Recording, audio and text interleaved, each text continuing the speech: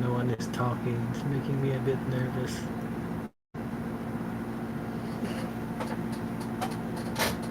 Have you ever The heard? common courtesy. Have you ever heard of Darth Vader the Wise? Plagueis the Wise, yeah. Uh, sorry, I didn't catch that.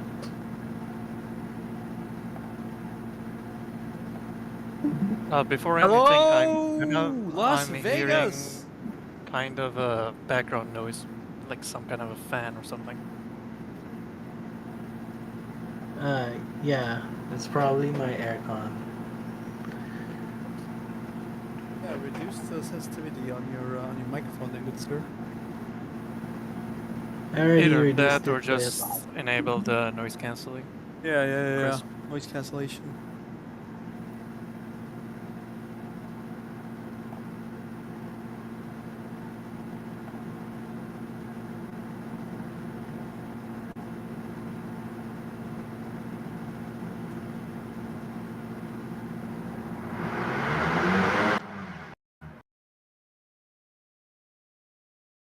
How's that? That's pretty good now. Yeah, that's good. All right. Yeah, much better. Yeah, it's much better. Okay. Let's get it started. So who is this X-Gen guy? Let's start with that. People That's who the don't know. Who is this X-Gen guy? Yeah. Yeah, the X-Gen. Is it the X-Hamster CEO? Tell me about yourself. We will get to that in a while.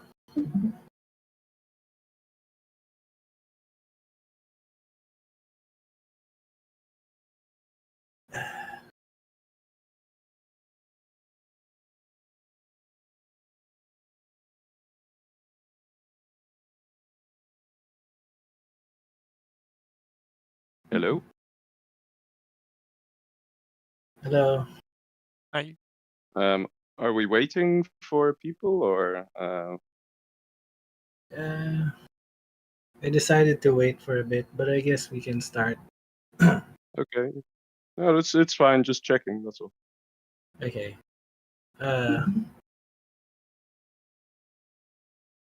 Hello, greetings everyone. I'm not sure if you guys were here in the last meeting that Zazan had regarding the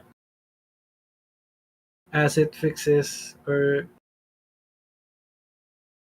something like that. In that meeting, Zazan briefly touched upon NProject Mod, and I just thought that maybe it would be nice to inform you all more about NProject Mod and what it can bring to the community patch. So that's why we're having this meeting today. Before we begin, I'd like to inform everyone that the meeting is being recorded. This is for the benefit of other modders who wanted to watch the meeting but couldn't make it today. I also like to point out, or you guys have probably already noticed, that I'm not a good speaker. It's been years since I've had to make a presentation. So,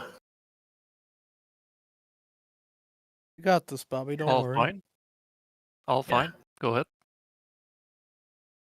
At the end of the meeting, I will share the link to this presentation so that other people can go through it as well. And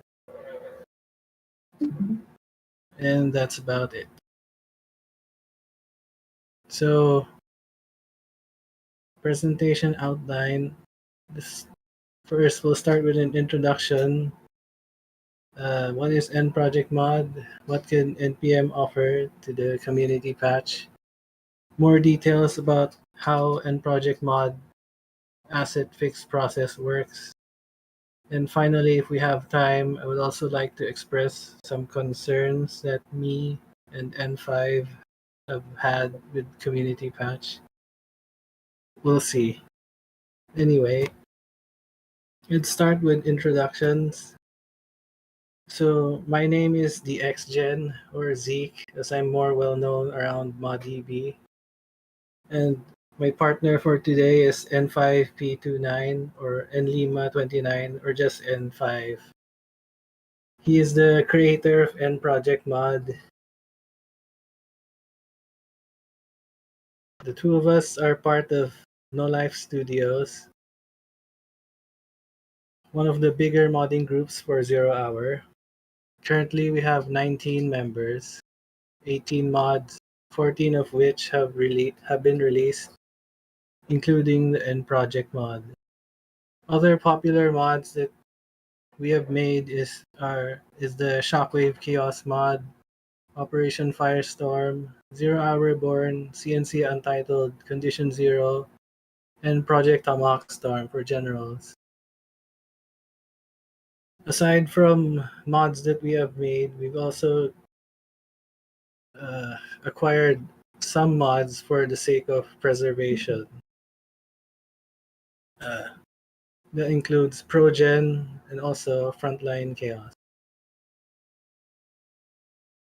So, what is NProject Mod? NProject Mod, or NPM for short, is a mod made by N5P29. Started in 2006 and Wow. added to. Yes? It's 2006. That's a long time. Keep going. Yeah. It was started in 2006 and formally added to ModDB in 2008.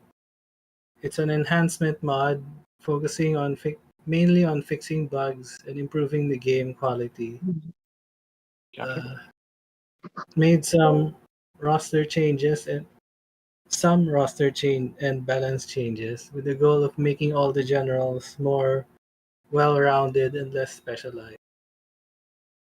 Uh, Fixes and changes are based on online reference, playtests, and user reports. So, back in the day, a bit before my time, there was a CNC modding forum created by Desire. In that forum, Desire made a thread named Coding Mistakes by EA, in which most, if not all, the zero-hour modders at the time would write down all the issues they found while modding the game.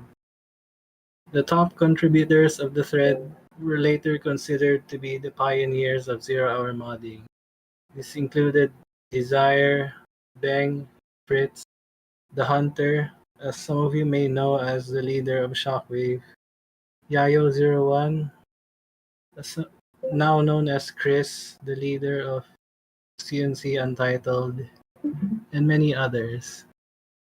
Can imagine it like something like Oppenheimer, but for zero-hour modding. Anyway, this list was the primary reference for the bug fixes in NProject Mod and other mods of the time. This and multiple references were used to determine the validity of the changes for NProject Mod. That is to say, each change has been carefully considered and viewed from multiple perspectives and not just decided randomly. So what else has NProject Mod done? Revived cut content, unused units, missing challenge maps, expanded options menu, world builder mesh mold tool, etc. Added boss general as a playable faction in skirmish, and is regarded as the top enhancement mod for Zero Hour among other Zero Hour modders due to the number of fixes and attention to detail. N5P29 himself is a well-respected modder who's worked on a number of different projects, including Rise of the Reds, as some of you might know. The mod is still growing even today, but due to it being worked on only by N5 for the most part, progress is slow. So, I'm not sure how many people here actually play mods or what their experience with mods are, but I'm just gonna list some examples of the unused units, like the Toxin RPG Trooper, Hypersonic Aurora, and the Scorpion APC, as you can see in this picture, the box tank thing. As for original content, in the other picture, there's the flame tank, the twin Gatling cannon, and also the siege cannon for tank general. Now, the heavy flame tank and the twin Gatling tank is pretty self-explanatory. The siege cannon is much more interesting as it's a pseudo artillery unit added in to help tank general deal better with turret spam, particularly EMP Patriots. Unlike Inferno cannons, they are direct fire units, so they require line of sight and cannot shoot over obstacles. This was done to limit its capabilities and retain tank general's lack of proper artillery weakness, and also to keep it more in theme with tank general. So more or less, it's a long-range tank rather than an artillery. Uh, yeah. So now we move on to NPM milestones. Can I ask a question before that? What? The long. Can I ask a question before that? The long tank range, is it the same as an artillery or is it shorter? It is somewhere in between, if I remember. Maybe N5 can clarify. So not as long range as an Inferno cannon, but longer than Battle Masters. Okay, thank you. Oh, Or wait, maybe his it is the same. five is writing something. I'm sorry. Yeah, he said around Firebase range. Yeah, M5 mentioned it. it's Yeah. around Firebase range. Yeah, I was just asking because if we would introduce these things, for example, later in our game as well, then it would also change the entire balance system because we have an entire new kit of range, right? There's like 3 range types right now, which is like tank hunter, then small infantry, and then artillery, and they will introduce a 4th one. So Yeah, I'm not introducing the unit to add it to the patch. This is an introduction to NProject Mod and a description of the things that they've done. of course. Uh, that's it. Uh, anyway, back to NProject Mod. Fixed almost all bugs in the game, or at least all that can be fixed through modding. Restored all cut 0-hour content and polished them to fit properly with the existing gameplay. And also revamped existing faction assets, both to fix bugs and elevate them to match the quality of newer content.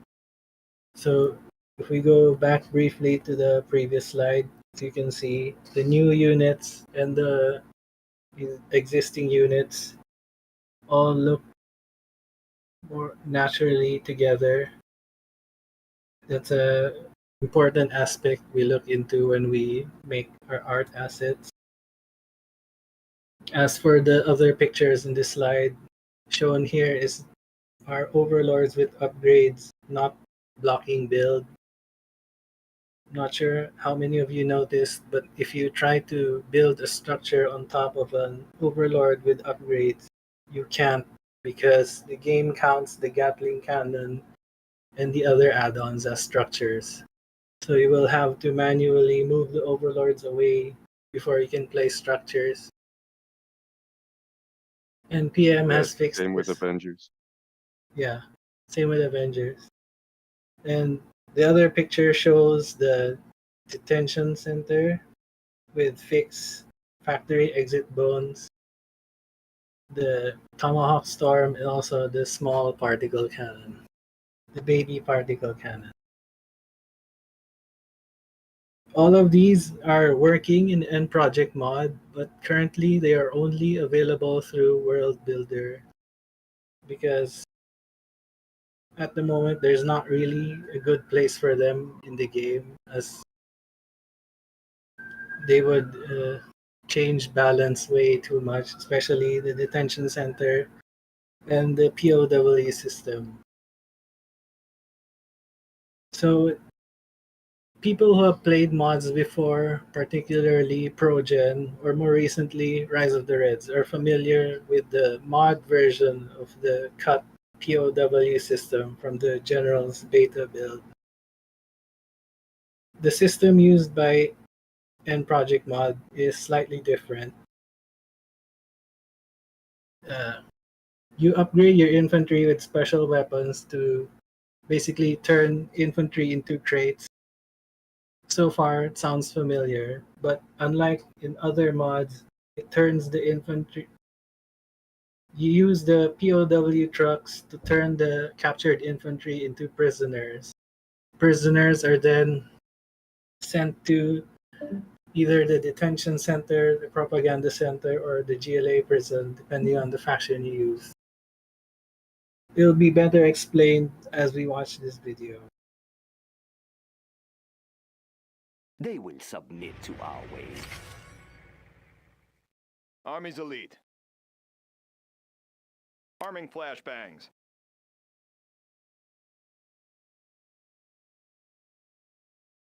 China can always use more people. What is your wish? Yes, I will go. We must find new homes. Ready for action. We will not be oppressed. Use the darts to subdue them. He will be our hostage. Unit lost. They will submit to our ways. Where are the prisoners? Standing attention. Knock them out. It's a bit confusing in this first part because it's showing the prisoners being subdued and captured. Eventually, It'll make sense. It'll make more sense a bit later on in the video. Need a point, man? Hold it right there. they will submit to our ways. Get the shackles ready.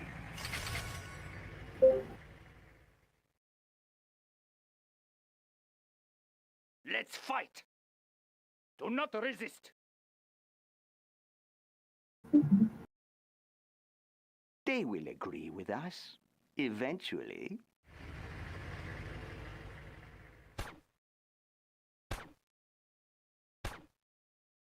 We surrender. There's always room for more. As you can Will not see, be oppressed. when the ranger was captured, he turned into a prisoner. And as you can see, that ranger just got run over because he wasn't in a surrendered state. The higher order shall reign. Do not resist. He will be our hostage. We will take him alive. Put them to rest. We will take him alive. Where are the fugitives? We'll be there soon. You got any more? We'll be there soon. Following procedures. You got any more? Are these original Let's voice bring lines them as in for well? questioning. They're from the game. Let us leave this They're in the leave my game. oppressor behind. Show me the way out. Let's fight. We will not be oppressed. Freedom is sweet. And there, as soon as they turn into prisoners, you can exit them and select them and send You them have into my the allegiance. building. And how much money did they give? Because I can't see too well. I think that's like 100, but the stats for it are not final. It's more the videos for, what do you call this? Yeah, Demonstration Was just purposes. to show, yeah, yeah, cool stuff. temporary stat. Okay. Other things that NProject Mod has done: added the boss general, the skirmish, as mentioned earlier, complete with updating her arsenal to be consistent with the other zero-hour generals and giving her a working skirmish AI. Added the missing demolition general and infantry general challenge maps. The Demogen challenge map was an unfinished map found within the game files, while the infantry general challenge map is a modified version of a map made by this guy from which can be downloaded from CNC Labs. Later, there is a link to the map in my presentation notes. You guys can go over the links after I send the presentation.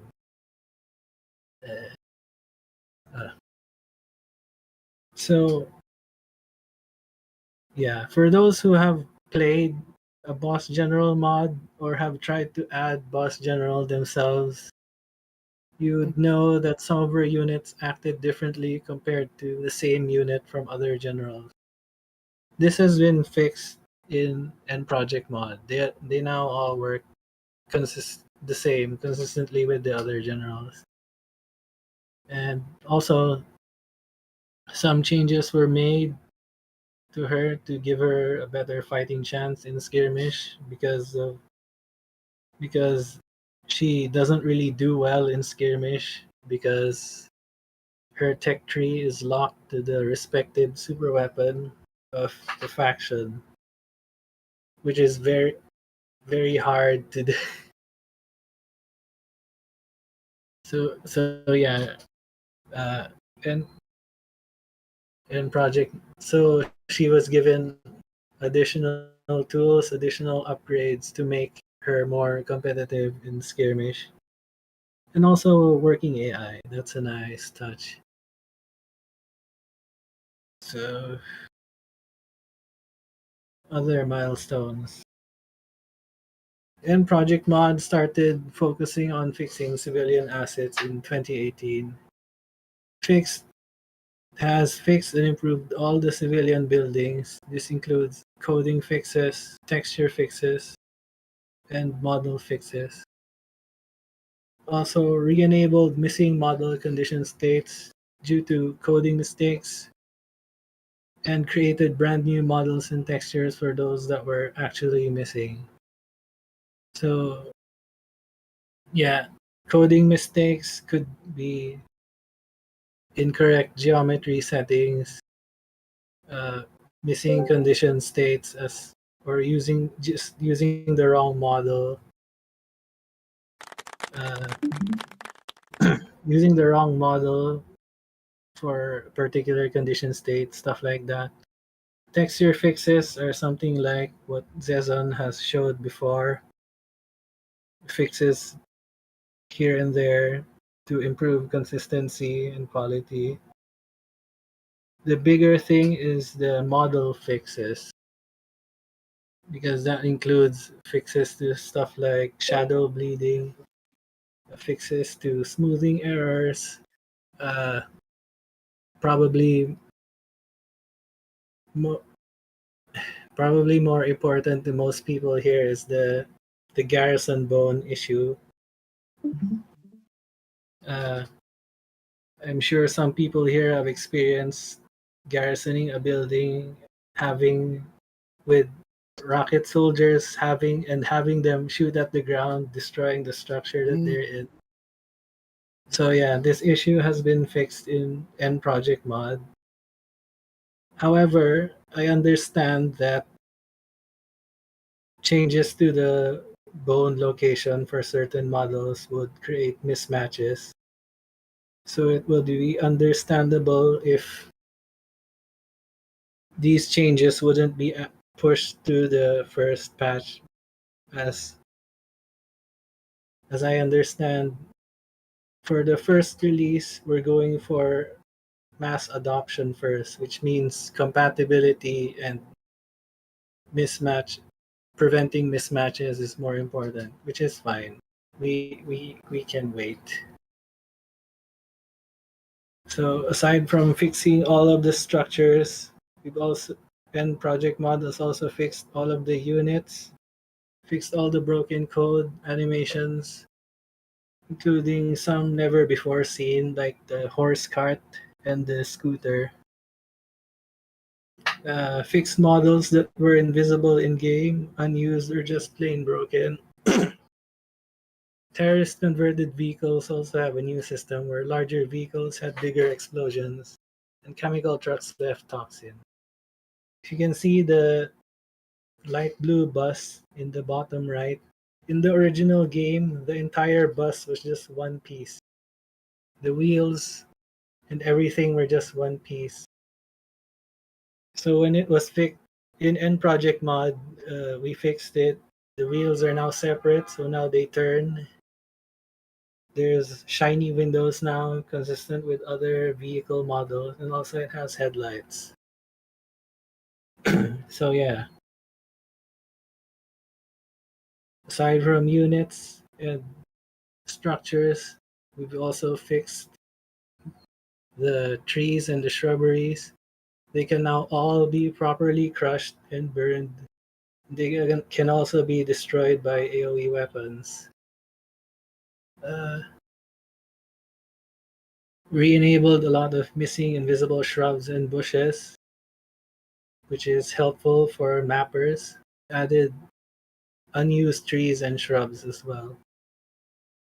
Also, we've fixed, and Project Mod has fixed civilian props such as barrels, crates, lampposts, etc., as shown in this picture here. There are links to the ModDB articles describing these fixes more in detail in the slide notes. So now we're gonna go over the things that NPM plans to do in the future. So the last public release of NProject Mod was 4 years ago, September 2021. A lot more stuff has been added since then.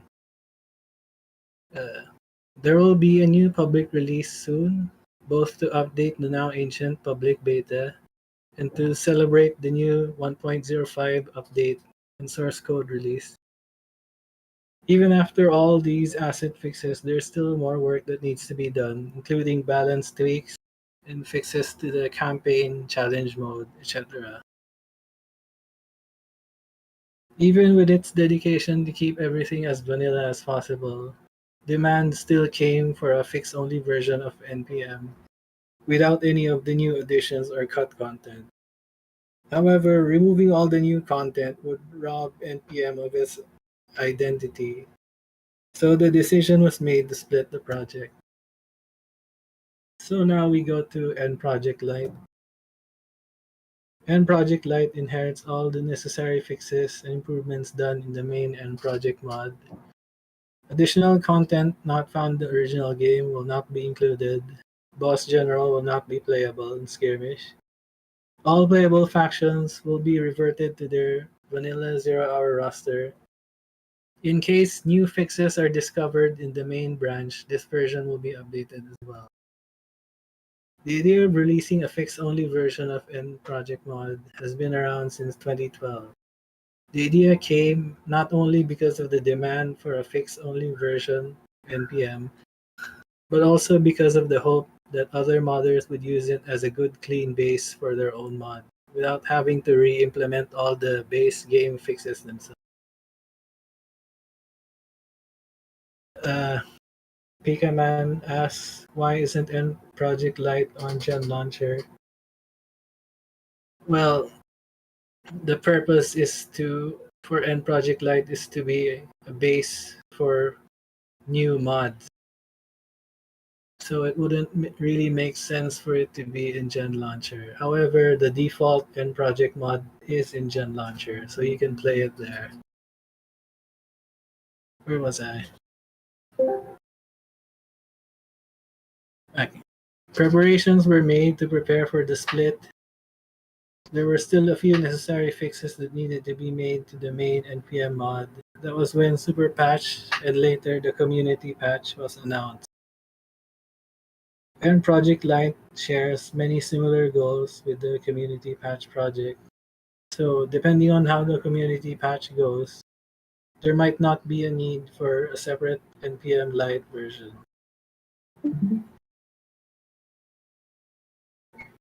So what can NPM offer to the community patch?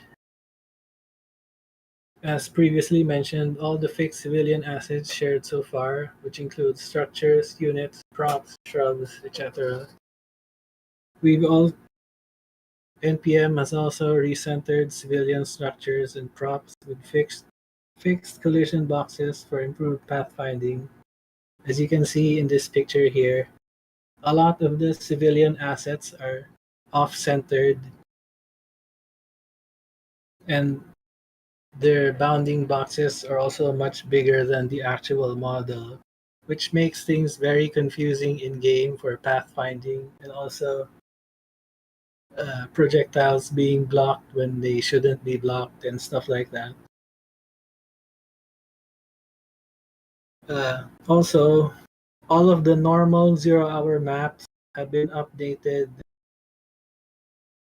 with the recentered version of all the fixed civilian assets moved back to their original places. So, as an example here, the Asian nightclub, after we recentered it, it got moved out of position. So, we had to go over every map and basically fix that.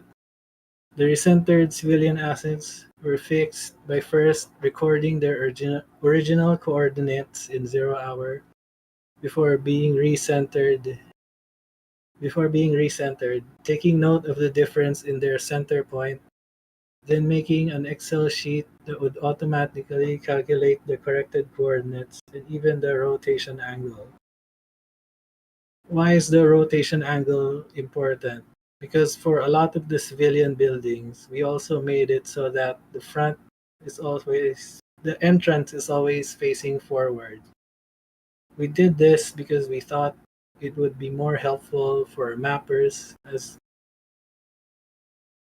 because in the original game, it's pretty confusing. Sometimes you rotate an object and instead of the front facing, it's either the side or the back. Most if not all of the structures in NProject Mod have been fixed so that the entrance always faces forward.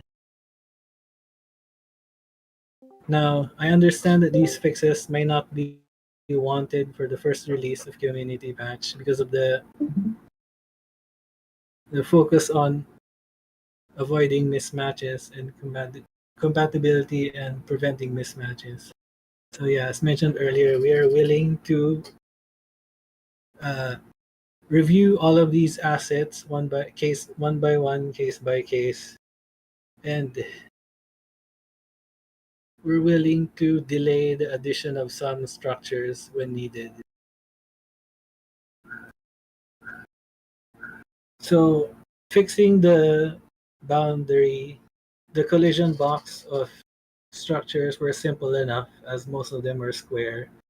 The difficulty, but certain props like these rocks were a different case because if we just expanded the bounding box to cover the whole model, there would be a lot of dead spaces, which would make it difficult for mappers to place the objects in a map. Also, it would mess with pathfinding.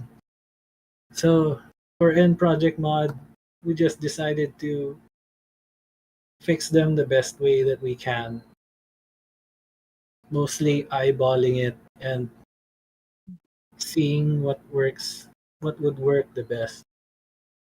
It's not the best solution, and perhaps if we can have geometry settings like in Battle for Middle-earth or later CNC games where you can define multiple geometry objects, maybe we can fix this properly, but for now, this is the best we could do.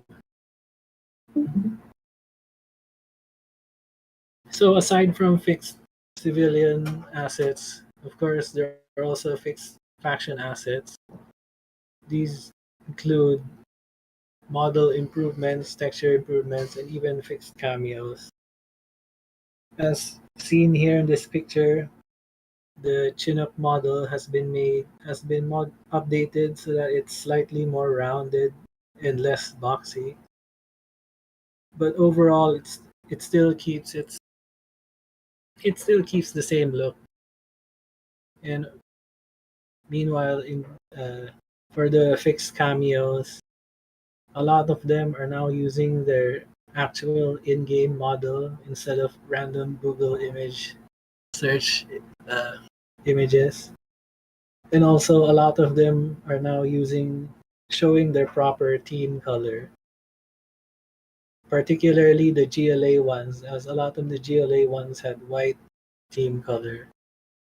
Also, the China airfield now shows the helipad, which wasn't there in the original because in Vanilla Generals, the Chinese airfield didn't have a helipad. That cameo was never updated for 0 Hour. Also, the visible yellow parking bones have been removed. The USA barracks actually shows the USA barracks instead of the USA command center. I'm not sure how many of you actually noticed that.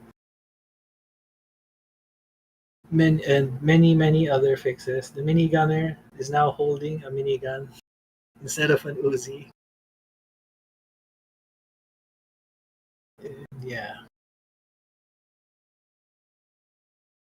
Aside from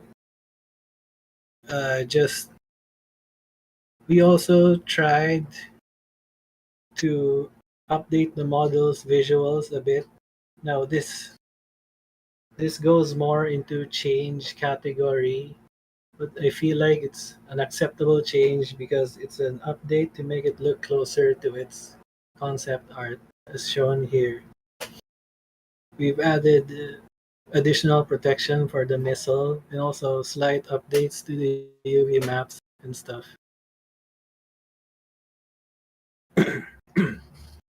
Here we have an updated Emperor Overlord model. In the original, I'm not sure if you guys noticed, but the front of the turret has tread textures on it. I'm not sure if this was a mistake or some kind of reference to World War II. I know some images of World War II tanks had tank treads bolted onto the side for extra armor quotation marks. But anyway, in NProject Mod we fixed it. Also, if you notice in the render here, in the credits section, you see the hunter's name there. So I point this out to show that modders do in fact collaborate with each other and work together, as opposed to what some people might say. It's just that collaboration happens only under the right condition. So aside from that fixed uh, front turret part, additional fixes have been done to the side armor skirts, and also improvements to the rest of the turret texture. But again, overall, the unit still looks more or less the same. Here we have an updated minigunner model. It now only has one bayonet instead of an entire column of bayonets. Does the minigunner need a bayonet? That's debatable, but it's there. Also, the gun has been updated with elements taken from the Gatling tank and the Gatling cannon, because the minigunner is essentially a Gatling weapon but infantry. But the majority of the model is still the same. Here we have an updated Comanche. As you can see here in the right picture, before you get the rocket pods upgrade, the Comanche only has empty wing stub. Funnily enough though, the missiles of the Comanche don't come from those empty stubs, but from the center of the model, because it never actually had any proper bones for the missiles. In NProject Mod, not only was the main body modified to make it slightly rounder like the Chinook, but they've also added missiles that are there even without the rocket pods upgrade. And If I may say something, if I understand correctly, the image on the right is the original Comanche, right? yes, Okay, got it. yes. So yeah, the missiles now come from the actual visible missiles in the NProject Mod model, and also the missiles properly disappear after being fired, just like the Tomahawk. So that also doubles as a good visual aid for players, I suppose. In addition to the visible ammo pips. Aside from updates to the models and stuff, there are also a lot of fixes and changes vetted by other modders, player feedback, other enhancement projects, and their own testing for over several years. So, a lot of mods make the same changes because Oh. because all of these issues exist within the base game. Hmm. So, NProject Mod has made all of these necessary fixes as mentioned earlier, because one of its goals is to be a good base for other modders to make their mod to build their mods on top of. As shown in these pictures, you have the Scud Storm showing the proper color of Anthrax based on what the player has, and also the different USA power plants. The default US power plant, the Super Weapon General power plant with advanced control rods, and the Laser General's advanced cold fusion reactors with the purple rod. A lot of mods have these changes and have made these changes. So people who play a lot of mods have seen these changes made time and time again. Yeah. I decided to show them here for the people who maybe they don't play mod. This is the type of necessary fixes that you see in Project Mod. Another fix that's well more of a change, an example of a more substantial change, if you will. In NPM, the Scud Storm missiles are hidden until they are ready to launch. There were two main considerations for this. One, it was difficult to tell which Scud Storm was ready to launch, whereas you can easily tell with the other super weapons. And two, the Scud Storm reload animations are really cool. And we believe that it's a crime that not many people know they exist because it's very hard to catch them.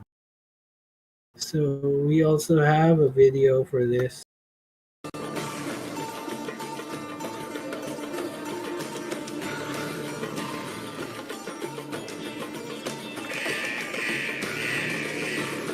We can now use our Scud Storm.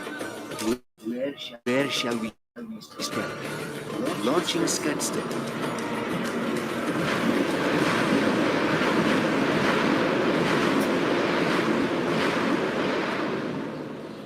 Now, these animations exist in the default game, but they're only really shown while the Scud is reloading, which only lasts for a few seconds, because you're usually looking somewhere else in the map while the Scud Storm is firing. But yeah, it's a very nice animation, and that's why we decided on this change. So what else can NProject Mod offer to the community patch? pool of revived and polished cut content ready to be added to the game. Uh, as good as fixes and improvements are, they won't be enough to attract players because most players want new stuff. This is why the zero-hour modding community has existed for so long. Of course, many zero-hour players are averse to change because more units mean more balance changes, meaning more things to consider, meta shifts, and all that stuff. However, However, it seems that most of them are okay with just at least reviving cut content. And if not, well, one option is to have a switch, much like how in Red Alert 2, where you can switch. There's a switch for short game, MCV repacks, random traits. Now that the source code has been released, maybe we can have a switch for cut content, or maybe just have a separate add-on for it or something. But it is something to consider because I see a potential marketing opportunity for it to kind of get people who are not really into modding, I guess, or at least get them to be more accepting of new stuff. So, pictured here is one of the more famous cut units, the heavy toxin tractor.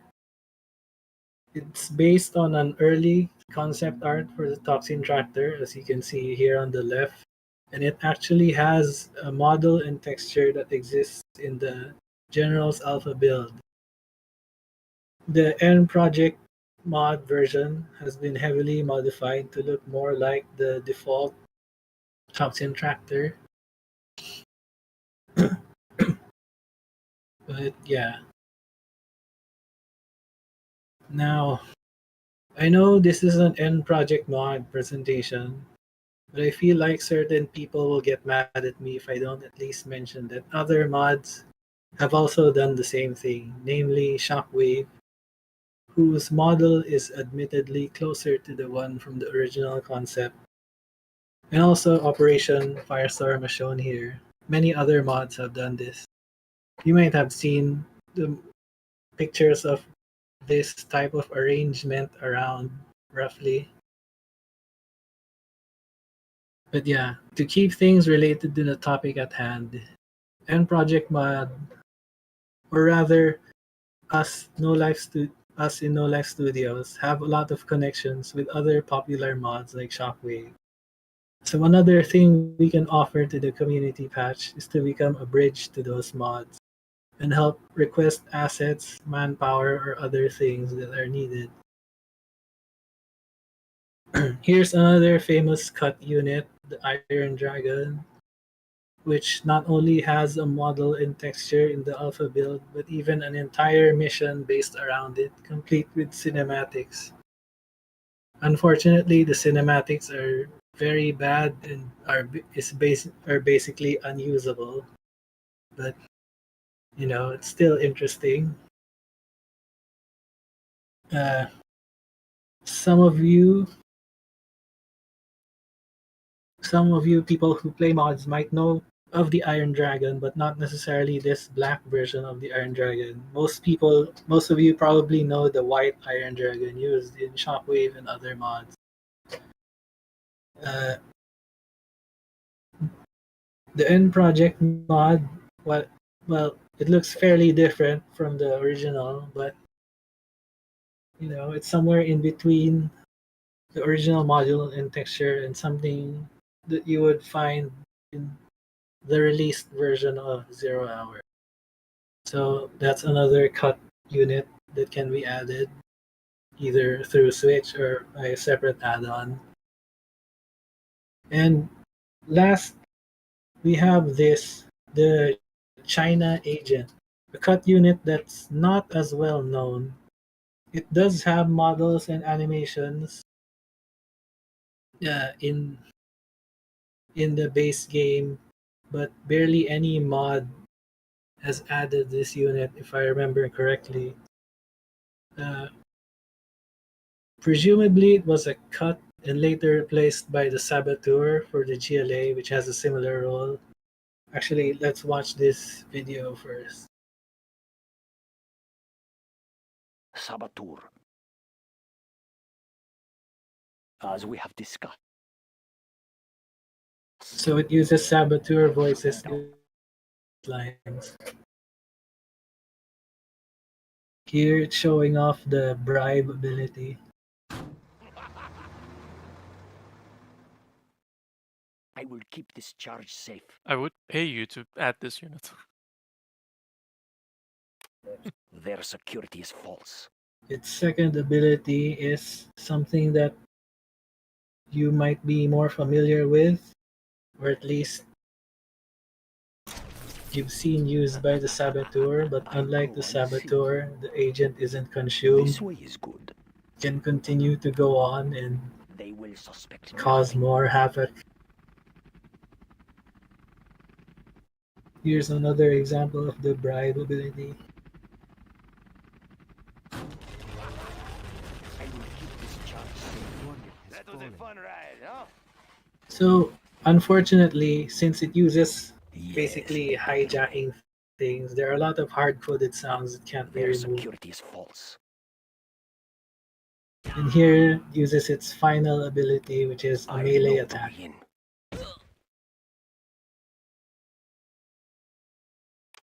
I'll shut them down. Yeah, Kicks that's them it. to death. That's hilarious. So,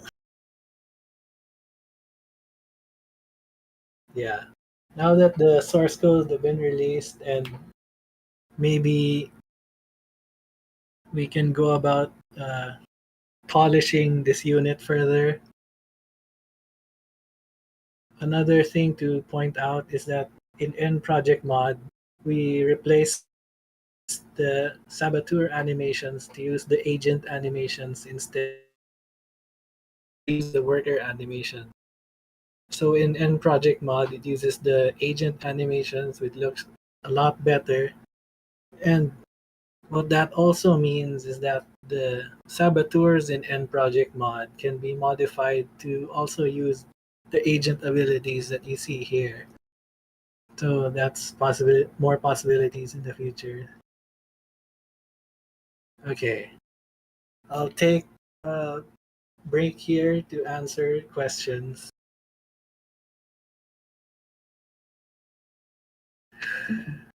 I have one question about the Scud Storm. I'm sure you know about the Scud Storm in regular Command and Conquer Generals. When it's ready to fire, the missiles already point up. Just curious why you didn't go for that and instead went for like the reloading animation.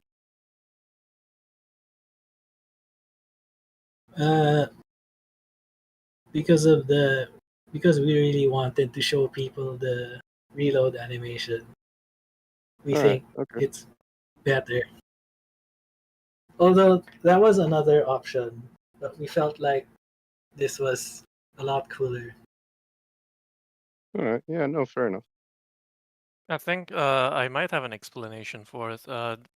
If you've noticed that when the missiles point up on the Scud Storm, you see some kind of toxin or something is sprayed or being spilled out of them. I think it's kind of annoying to have that constantly playing before you launch the Scud Storm. Yeah. I guess. Yeah. I was just curious. That's all. I also think, yeah, cut content could theoretically, like you're saying, with a checkbox or something, could just be added in as well. But of course, yeah, like if that happens, we'll need to look into balancing and all those things when we get to that. Because this agent actually looks pretty powerful. So when it does the bribing thing, does it remain stealth while it does it? Yes, it Yikes. remains Yeah, that's stealth pretty while neat. using all of its abilities. So it's a hijacker. You can actually, it's a multi-use hijacker, multi-use saboteur, essentially. Yes. and The it can thing keep I That can could also s- knife.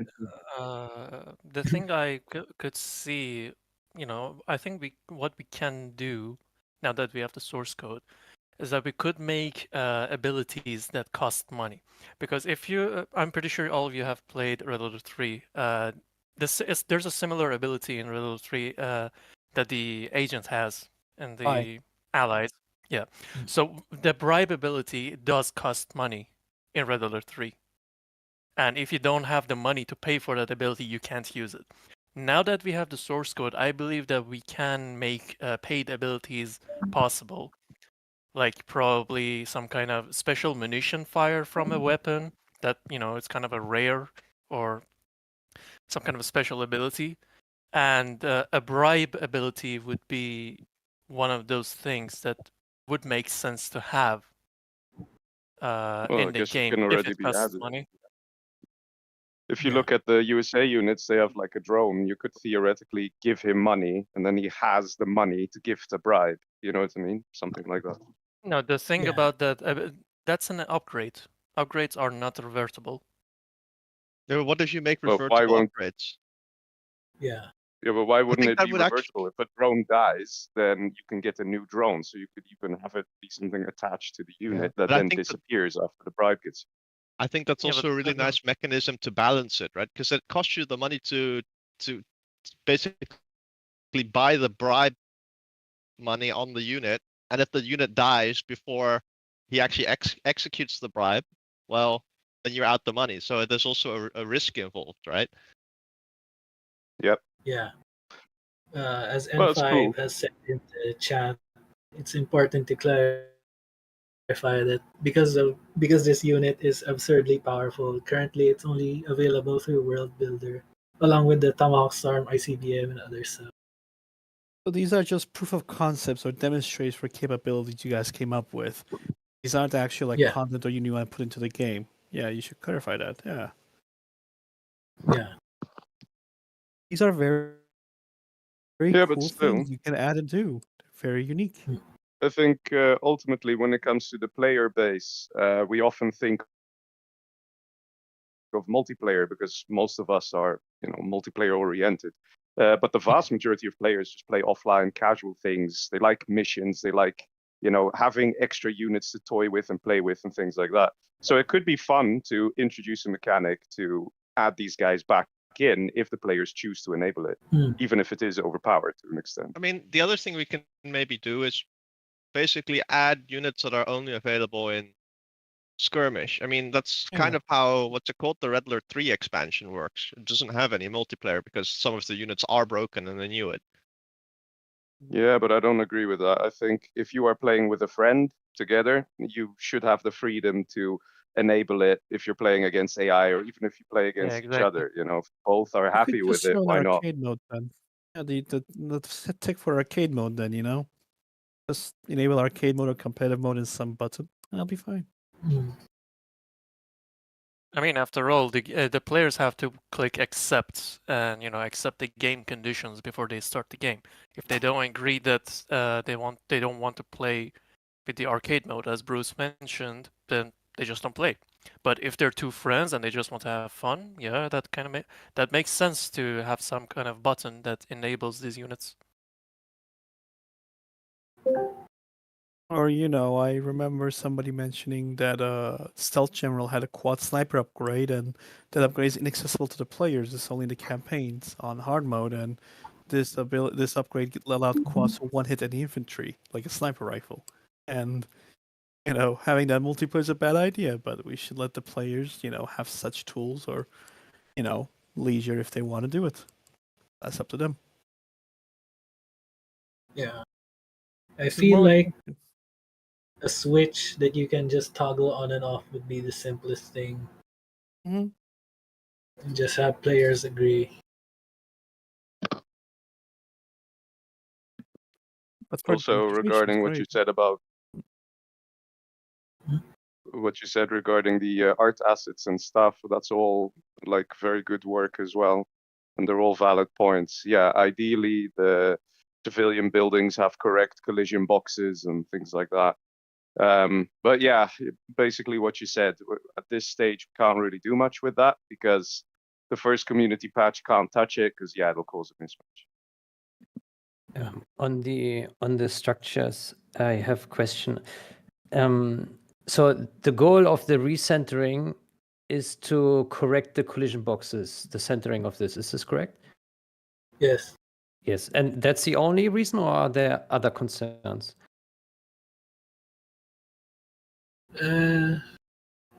That's about the only reason, aside Okay, from OCD. Well, that makes sense.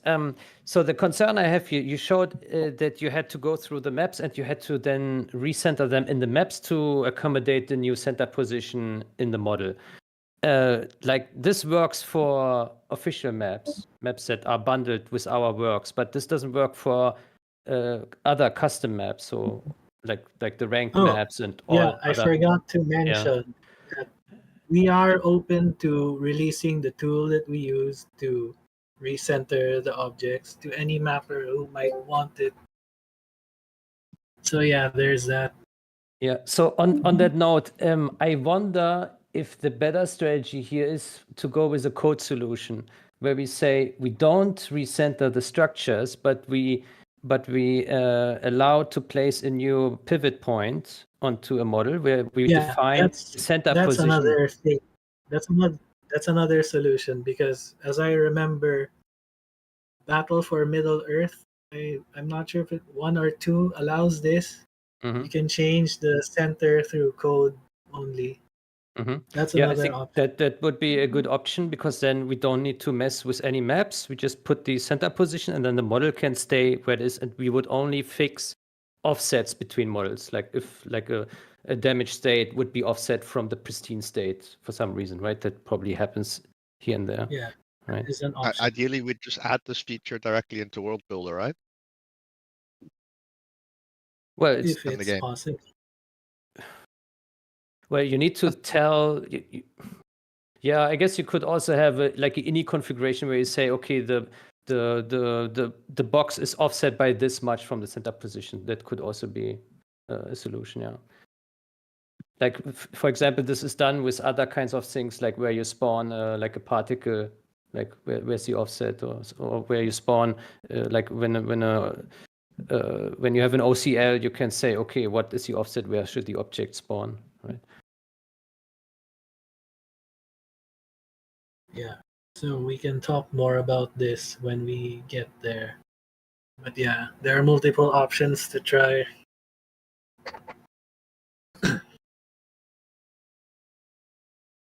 Okay, I'm just I will gonna say check that's kind of disheartening if all those model changes were just put to the side.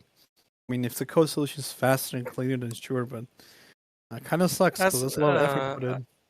I think as Zeke mentioned during the presentation, the model fixes doesn't just involve the collision fixes. It's also has other fixes for the shaders, for the smoothing grooves, for the shadow bleeds. It's not only the collisions that are the concern here. Yeah, and the biggest problem is, like, if you take the models that they've completed and you just slot them into the current game, it will cause mismatches, right? So there needs to be some sort of waiting period. And the other concern I have is, since they rotated some of the buildings, right? If you're going to put them one-on-one into the assets that that the base game has, all the existing maps, their buildings will be rotated as well, right? So that's the other thing. It will break existing maps. So we have to think about that. For the normal 0-hour maps, we've already fixed those, but yeah, it will be a pain for custom maps, that's for sure. But yeah, at the very least, for this fix to be even feasible, basically almost everyone who owns 0-hour would need to be playing on the patch. Then it wouldn't be as much of an issue. But yeah, it's a matter of getting to that point first. Which is why the code solution is sort of nice, right? Because if you don't specify like the rotation change, then it might be possible just to keep the old rotation, and if you any newly placed buildings will follow the new rotations, and that will be stored in some ini file, right? That might be cool if it's possible. So Yeah. for my question, I want to ask, you guys mentioned that you did these on official maps, and it's not just the relocation of the assets, like it's not just the angles and how it's rotated. It's also like bleeding and shadows and all those technical things. Wouldn't it be better if you created like, I don't know, house is the basic house that we have from 0 Hour, and you can do house B or like house variant 2, and for the future you could have the official maps, and the official maps use the the updated stuff, and for the unofficial maps, they can still use the base. The library for the old things will still be there, but moving on in the future, you would use the the better assets. So this way you can have cross compatibility with both of them. I like the idea, but I think it's a little bit of then double maintenance, right? Because then It you have to is. maintain both of them instead of maintaining one that has like a parameter that you just change for the new stuff. If there No, weren't it's like shadows and other bleed and other stuff added to the new models, then I'll be completely with the code. But if these things are just cleaned up, improved, and optimized, then we shouldn't disregard them. They seem very valuable. Yeah. Seems like Camo is trying to say something, or maybe his mic is just No, I'm not. Sorry, I'm sorry. I didn't realize my mic was on. Okay. Andy seems to be typing something.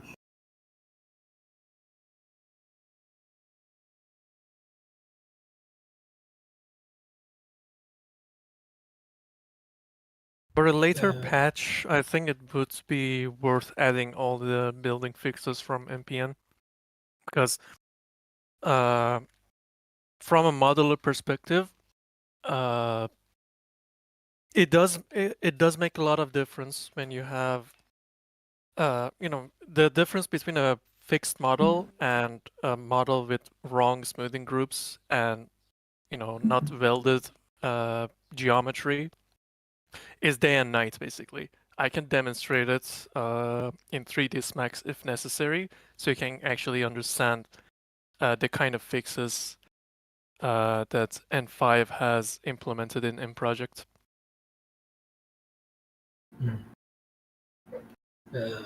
So there is a question here by Pika Man.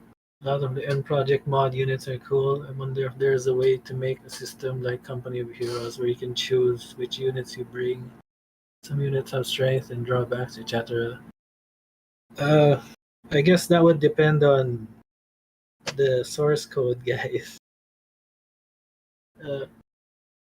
It would be nice if you could create your own general, although I'm not sure how hard that could be. But yeah, could be interesting. I know what you're talking about. Like, I played Company of Heroes 1 before, and you could pick, for example, which light tank to bring. So even if you're both the same faction, you would have different units. Oh yeah, the DLC. Yeah. Yeah. You're thinking of Company of Heroes 2. In one, they had like you could either bring a troop carrier that is higher armored but slower, or a more faster, nimble one but dies easier. Yeah, something like that. Yeah, basically that. like the M10 and the Hellcat. Yeah. Hellcat is faster, but can be camouflaged. Yeah, that would be a major change to the game for sure. And it would depend on how determined people are to code that in, I suppose. But it would be cool. Andy says, with the source code, we should have more insight on both model and map format. So perhaps a tool script to apply those transformations is possible. Yeah.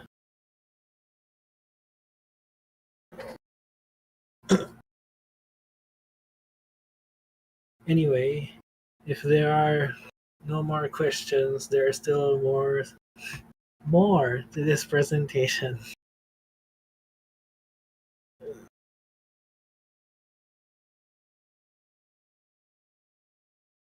Yeah, so I'll just continue for now.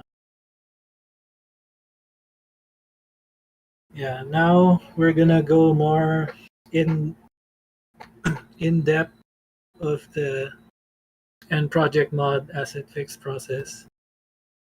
So the basic process is as follows. N5 posts about a new issue on Discord. We discuss the issue on Discord. Then N5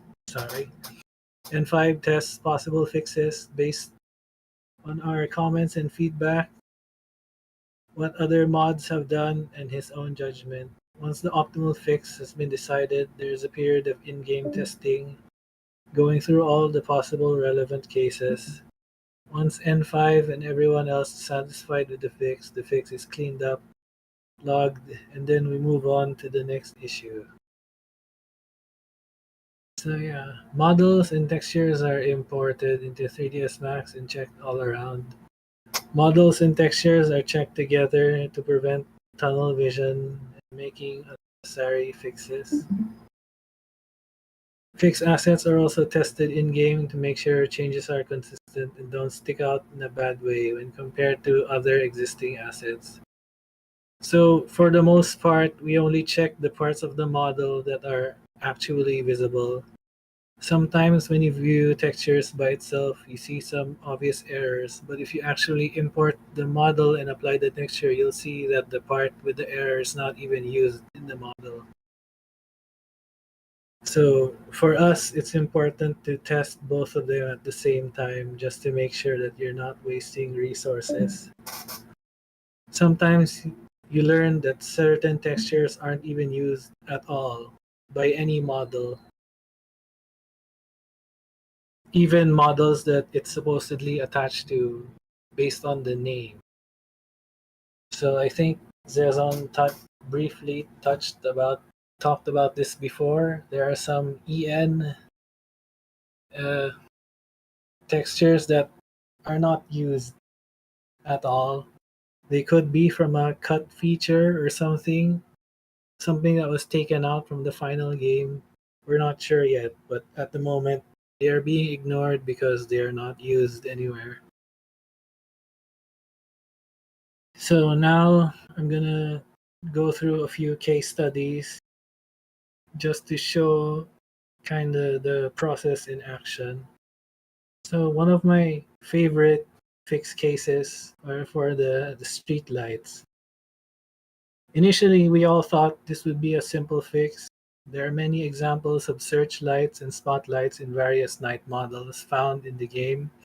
So we thought we would just add a light beam to the street light and call it a day. But we soon realized that just having light beams alone looked weird, as there was no visible light projection on the ground, and giving all the street lights light projection planes is out of the question. Never mind the enormous workload, but it will be almost impossible to get it looking correctly because of the uneven terrain.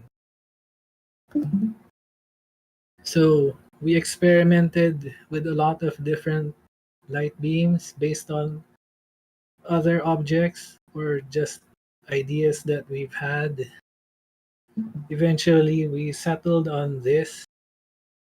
It's big enough that you can see it is indeed lit, even from the default camera height, but also not too long as to make people wonder why it's not projecting light onto the ground.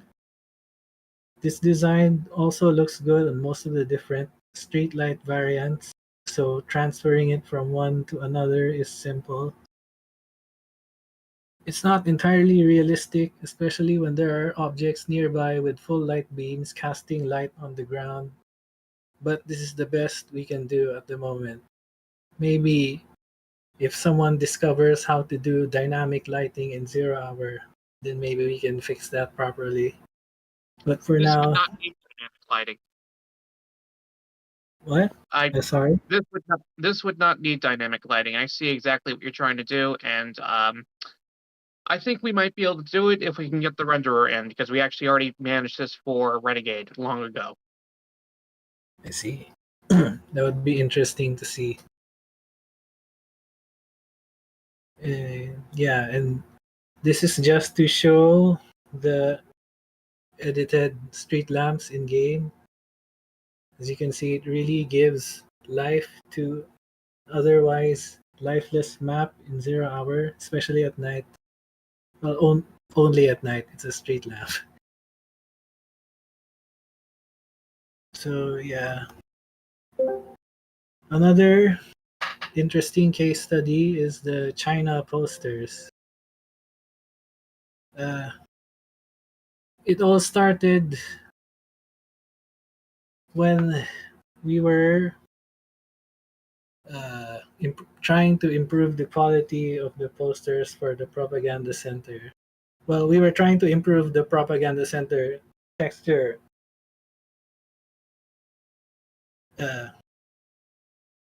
Yeah. So some posters were simple to find and fix because some of them are famous. Others were a lot harder, like the one on the right. It was difficult to find, but eventually we found the translation online, and we were able to recreate it. Apparently, it is from a common sign in China that roughly translate to "Beware of shoe stealers." Another thing to note in the picture on the right, there are two versions.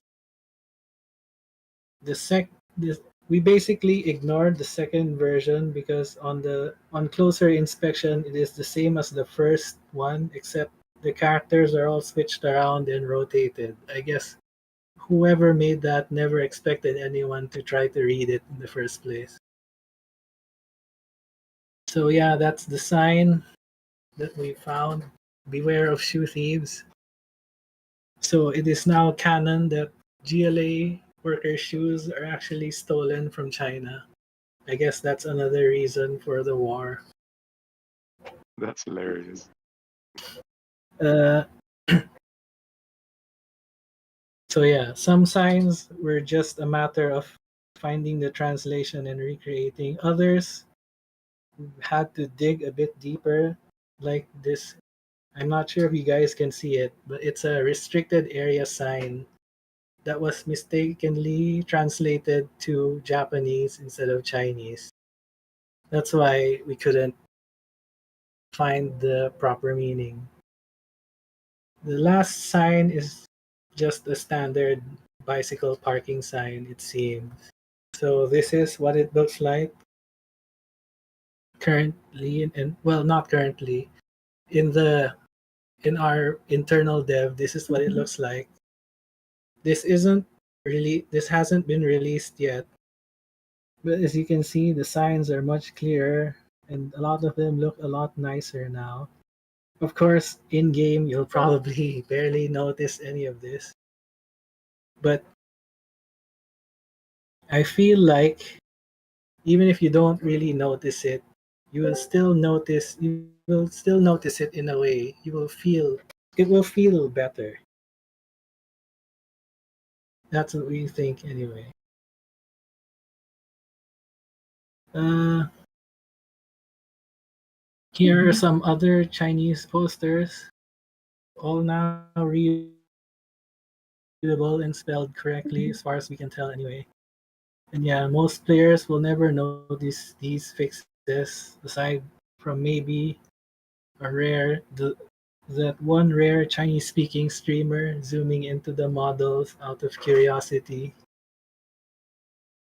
But yeah, most of the time people probably won't notice this. For those curious, the sign in the airfield, the long black one, reads Air Force Officer Academy. the one behind the barracks, and on top of the gong in the command center is a famous Mao quote, a shortened version of a famous Mao quote, which translates to "If others don't hurt me, I won't hurt others." In hindsight, kind of funny, based on what happened in the China campaign. Uh, I'm sorry, I'm trying to read my notes, but the font is small. Uh, the the the I guess smaller red poster with the 4 characters. We were never able to really translate it. The best we could find was that it was either an old idiom or it was just 4 separate characters that don't really mean anything together. Uh, and finally, the slightly longer red poster is the same Mao quote from the one above the gong. At least for the top, part is the same shortened version, and in the bottom part is the extended version that we decided to add because in the original texture, the bottom half is basically indecipherable. It was just a bunch of pixels that we couldn't understand. We decided to translate it into an edited version of the longer version of the Mao quote.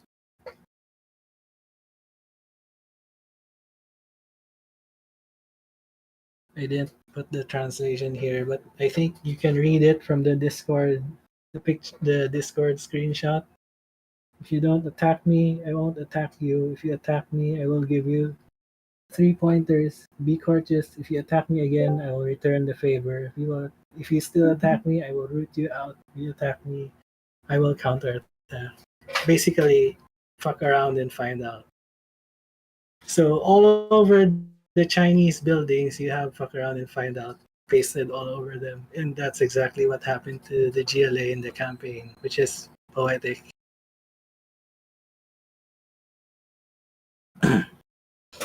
So here's another case study of with fixing the signs.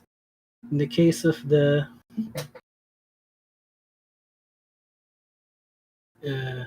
I think this is the nightclub and the Asian mall. Some of the signs were flipped, so it was just the matter of flipping them back. I'm not sure if they were flipped because the artist didn't know any better, or they were flipped for copyright reason. I guess we'll find out eventually. Because in the case of the the Asian mall, the red sign at the top is an actual brand. Apparently, we managed to find it on Google. There it is, and this is a picture of all of the Asian mall in all of the possible condition states, from day to night, snow night, all the damaged conditions, and also all the garrison conditions, for a total of 32 unique models per structure.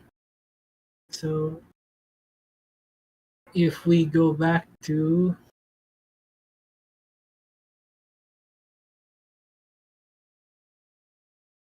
if we briefly go back to here, each of those, imagine 32 models for each of those things. And you kind of get a sense of the scale of these fixes.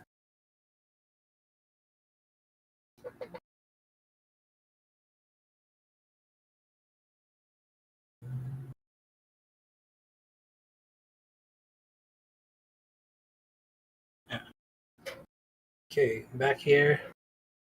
This is another case study. This time it's for this train station model. This is a more substantial example of UV fixes that we've done to some models. This is one of those cases where the 0-hour dev seemingly updated some texture variants for a model, but not all of them.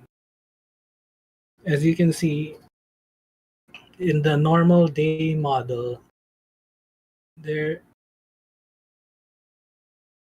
the back part of the sign is like missing a texture. And then if you check the damaged model, you can see why that is. It seems like in an older version of the texture, both sides of the sign were added separately, but then the texture was updated, but the UV maps weren't.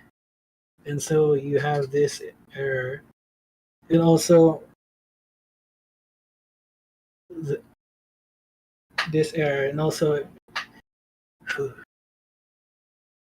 it ended up making the day model look significantly worse than the other variants.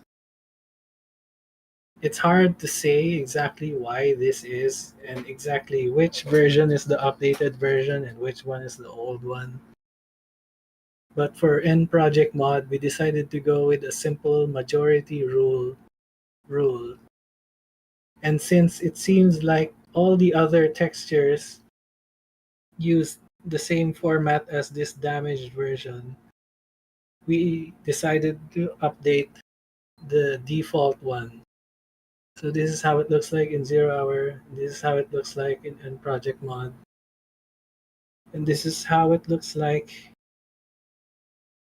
in a map.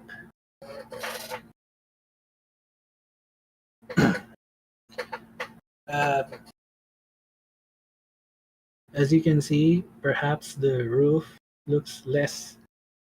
The details in the roof are less visible. However, the model generally looks a lot better, especially at night, now that the weird night lights make sense, because in the previous the holes at the bottom were removed. So yeah.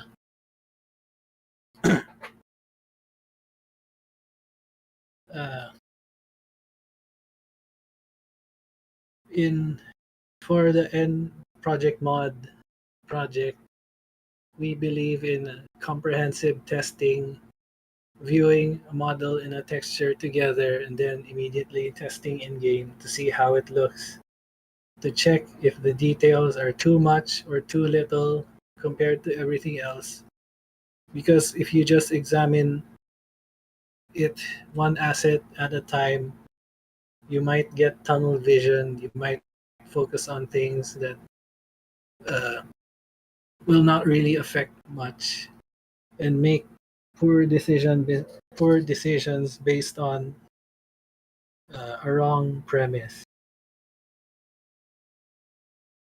So yeah, I'll finish off this section by taking a look at some of my favorite NPM civilian asset comparison picks, because this one kind of just uh, brushed past them quickly last time. So this is the all the stadium assets together, showing off not only the new night lights that we added, but also showing off an example of the fixed geometry settings. You can compare the 0-hour version and the NPM version. The NPM version is very flush to the model, as as opposed to the one in 0-hour.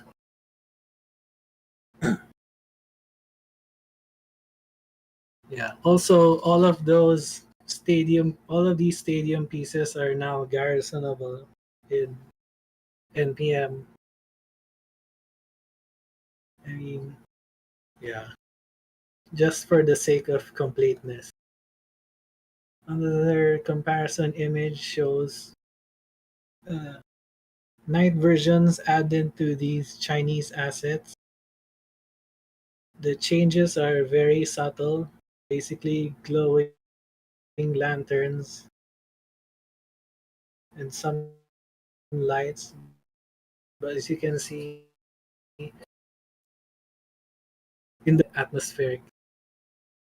Here we have a good example of what MP was talking about earlier with the smoothing fixes. As you can see, the one in 0 hour seems to be there. Something happened to the smoothing of the model. It became too smooth. It almost kind of looks like an inflatable instead of a castle. The NProject Mod version not only looks more solid, but you can also appreciate smaller details like the small windows on top of the roofs. Now, some parts of it might have become too angular, so maybe we may revisit this in another time. But in my opinion, it looks a lot better than the 0 hour version. This is more examples of fixed smoothing, this time in a snow map. As you can see, the houses here, the walls appear straight, whereas here they look a bit lumpy. Some of the buildings are also look much brighter now. And yeah, also snow variants for the supply docks and the bus stop. And here is an example of the newly added night lights for a lot of in this case, a lot of the Asian buildings. Looking at this comparison really shows how dark the default game is at night sometimes. Almost like how most of Asia forgot to pay their electric bill. Though to be fair, China did lose a significant amount of infrastructure during the campaign, so maybe that's why. Anyway, so I will pause again for another question break before moving on to the next part.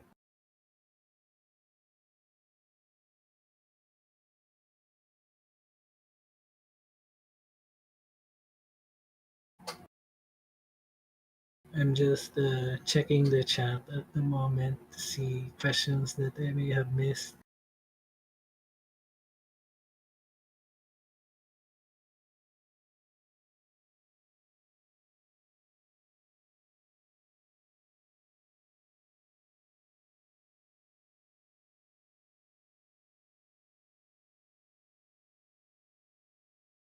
Okay. Seems like there are no further questions, so we'll just move on for now. Okay.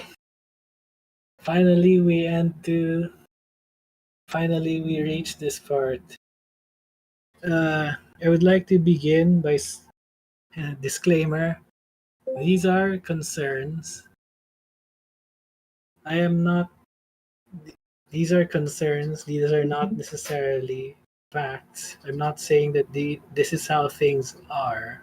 However, this is how things feel to me at the moment, which makes me worried.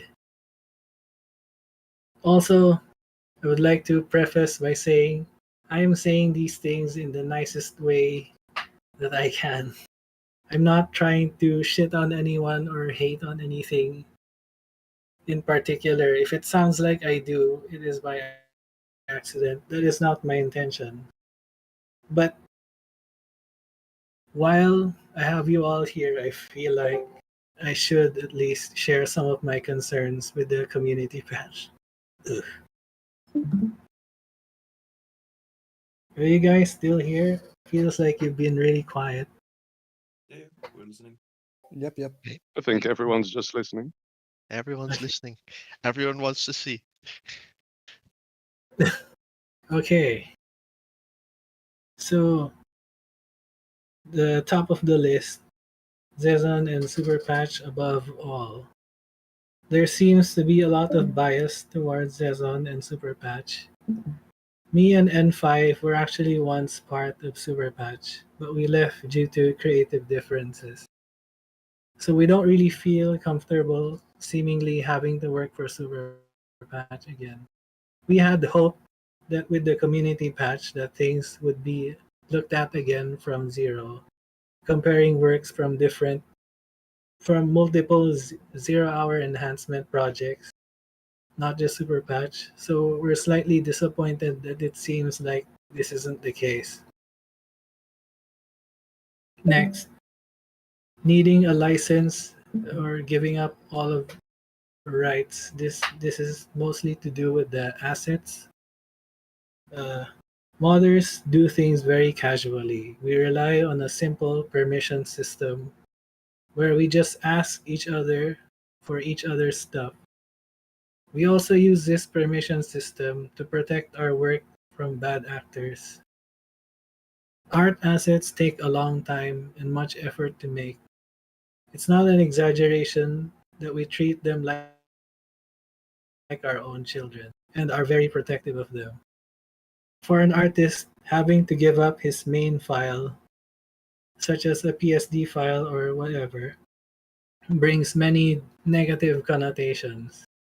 It's usually a sign that their client is planning to cut them out, replace them with a less demanding artist, or more recently, replace them with AI.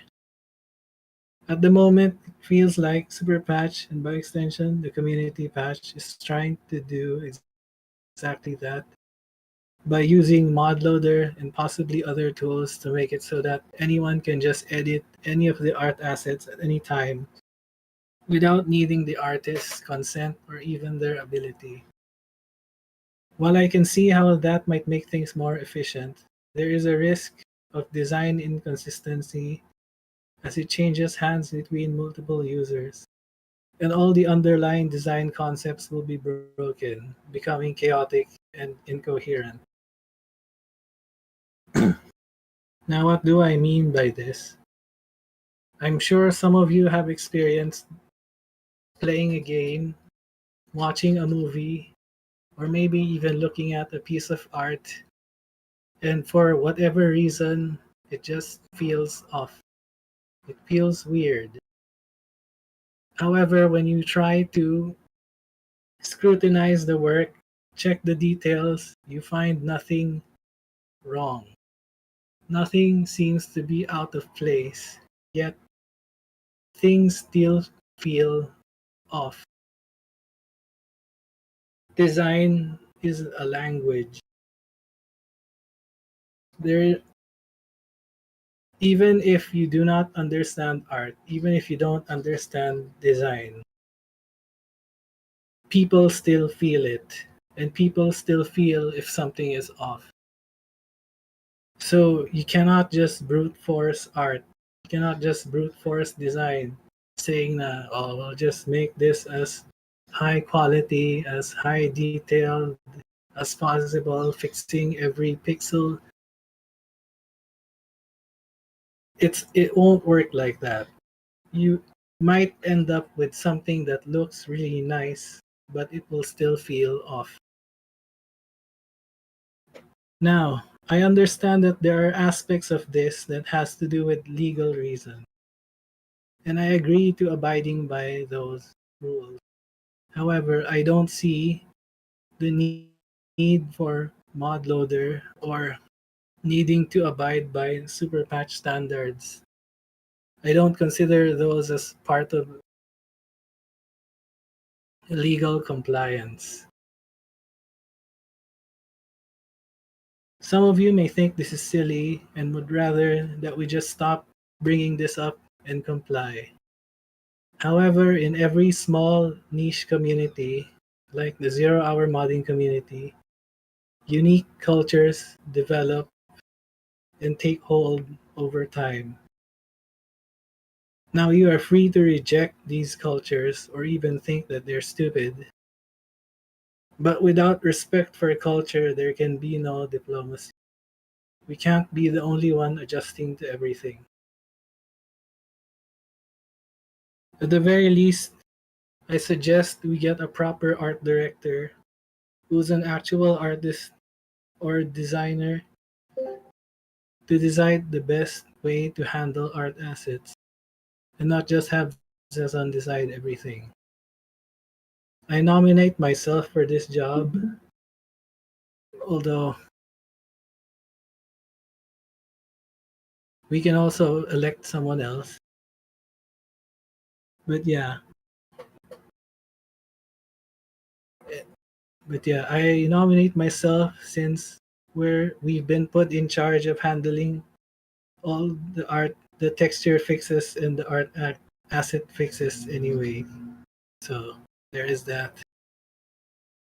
I'm losing my voice. But anyway, so no voice for the voiceless. I mean this in both a literal and a figurative means. In the literal sense, it is that it seems like if you're not in voice chat during meetings, you'll just basically be ignored, as nobody really checks the chat that much. In a more figurative sense, it seems like people who know GitHub or are good at GitHub or just talk more in general in the Discord, either in Discord or in GitHub, get ahead of everyone else. And everyone who doesn't will just get drowned out.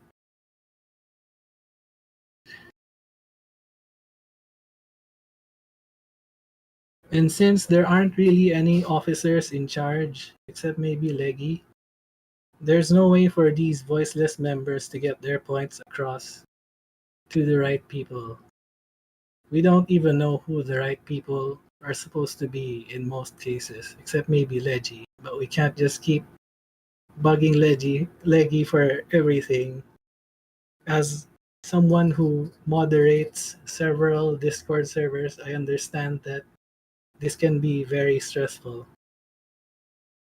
At the moment, it is kinda depressing that words get thrown around like this patch is for the whole community, but in reality, it seems like this patch is only for some, especially people who have no problem talking, sharing their opinions freely, and everyone else just has to get good.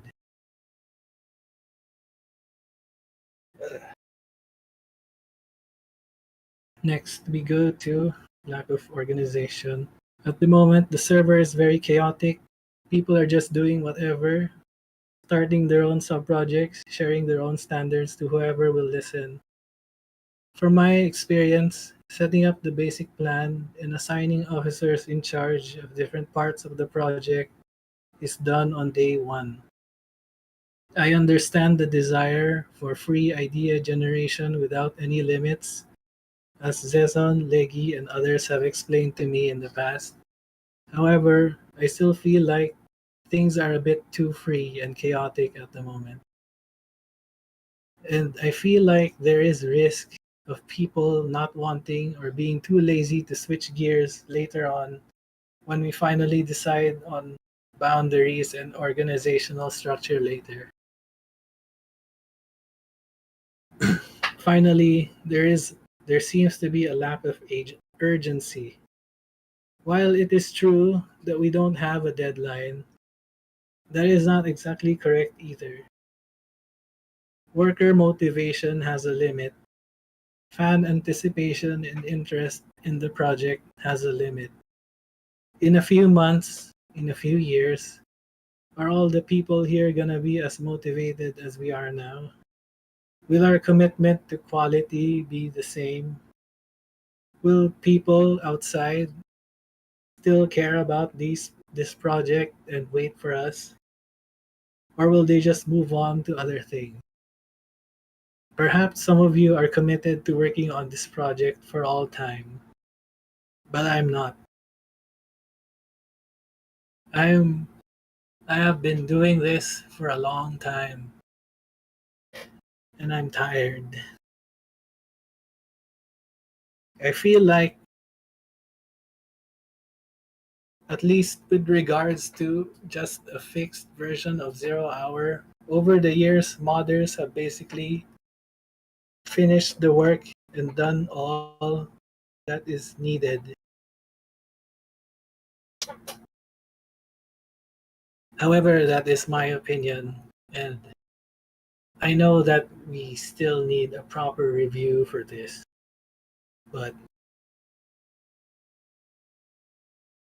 yeah, you can brush me off, you can call me paranoid or controlling if you want, but I have lived long enough to see many different mod and game projects rise and fall, and I can't help seeing all the red flags and hearing all the same warning buzzers that I've seen then and just not say anything. I do hope there is at least one person at the top who is considering all these things.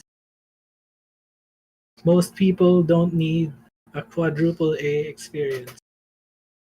Most people will be happy with just a very polished double A offering. So now we're at our final, probably the most important questions break. I'm not sure if I was able to express myself properly then. I was squirming a lot, so maybe the audio wasn't good.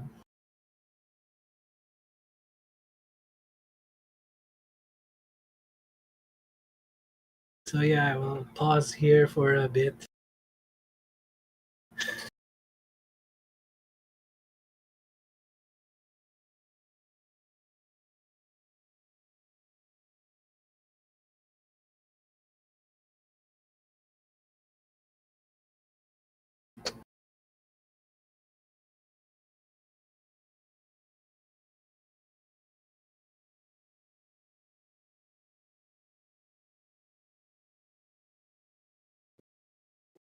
Maybe I can say something about organization. I do agree that it does seem to be unorganized.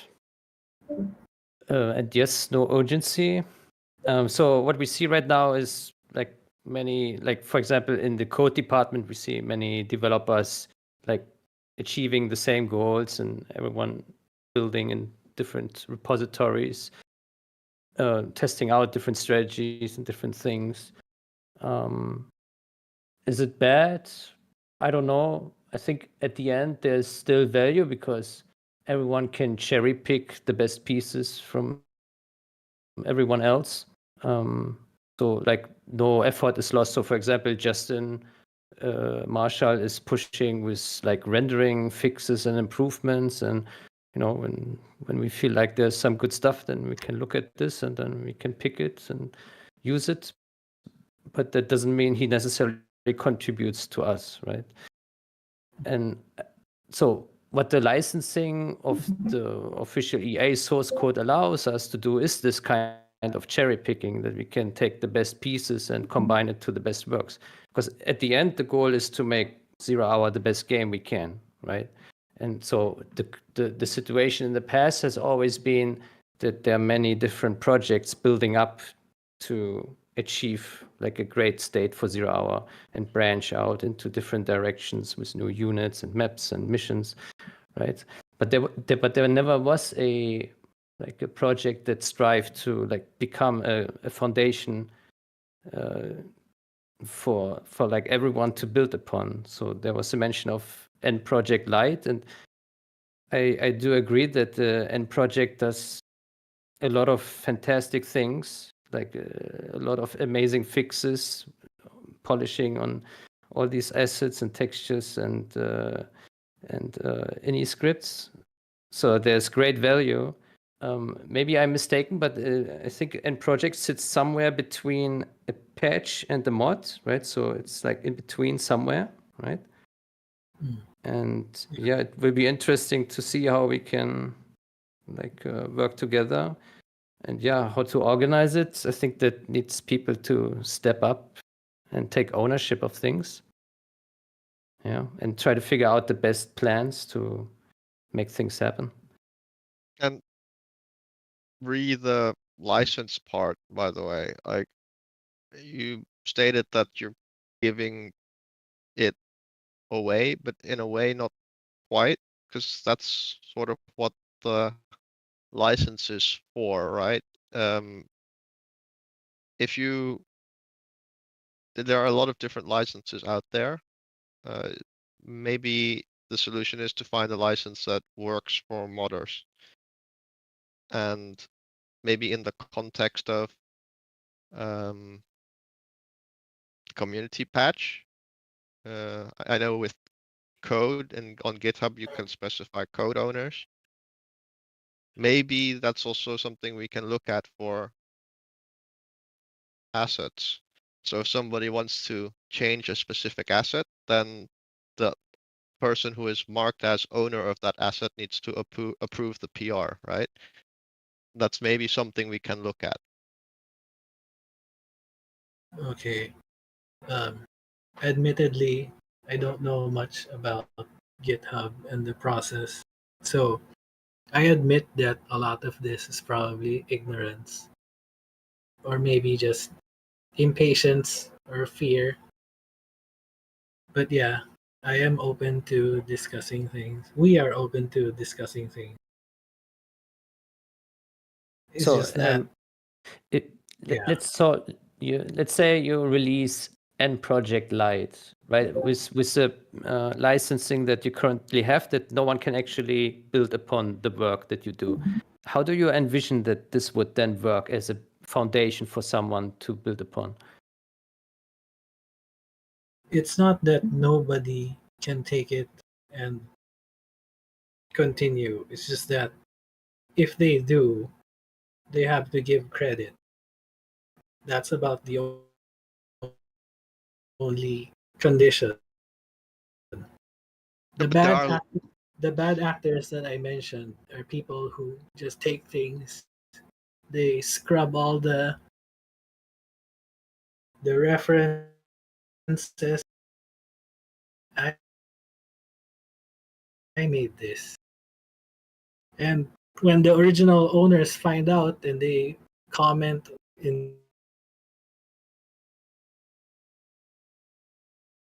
their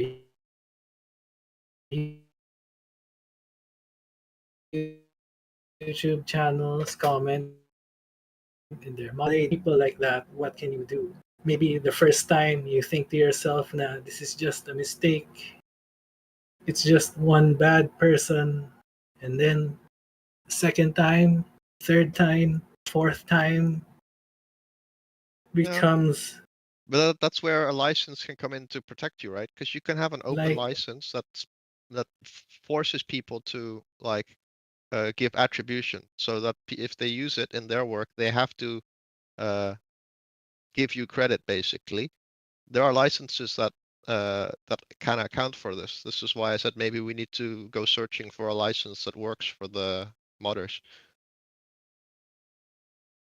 Okay.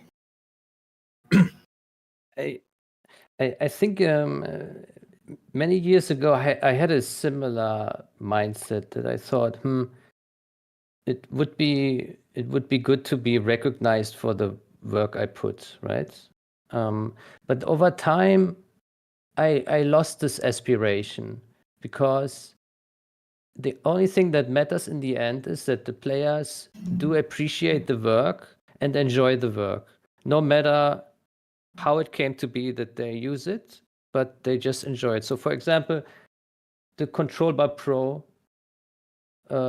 we released it under the MIT license, so everyone was able to edit it as they pleased. And there were versions released with all credits removed from FIS and myself, and that was fine. Then there would still be an audience and people download it with changed looks, and yeah, it's fine as long as players enjoy the work, however it was mutated over time. Is this really a hill worth dying over? these people are contributing their time. They're not free interns, and not even asking for much.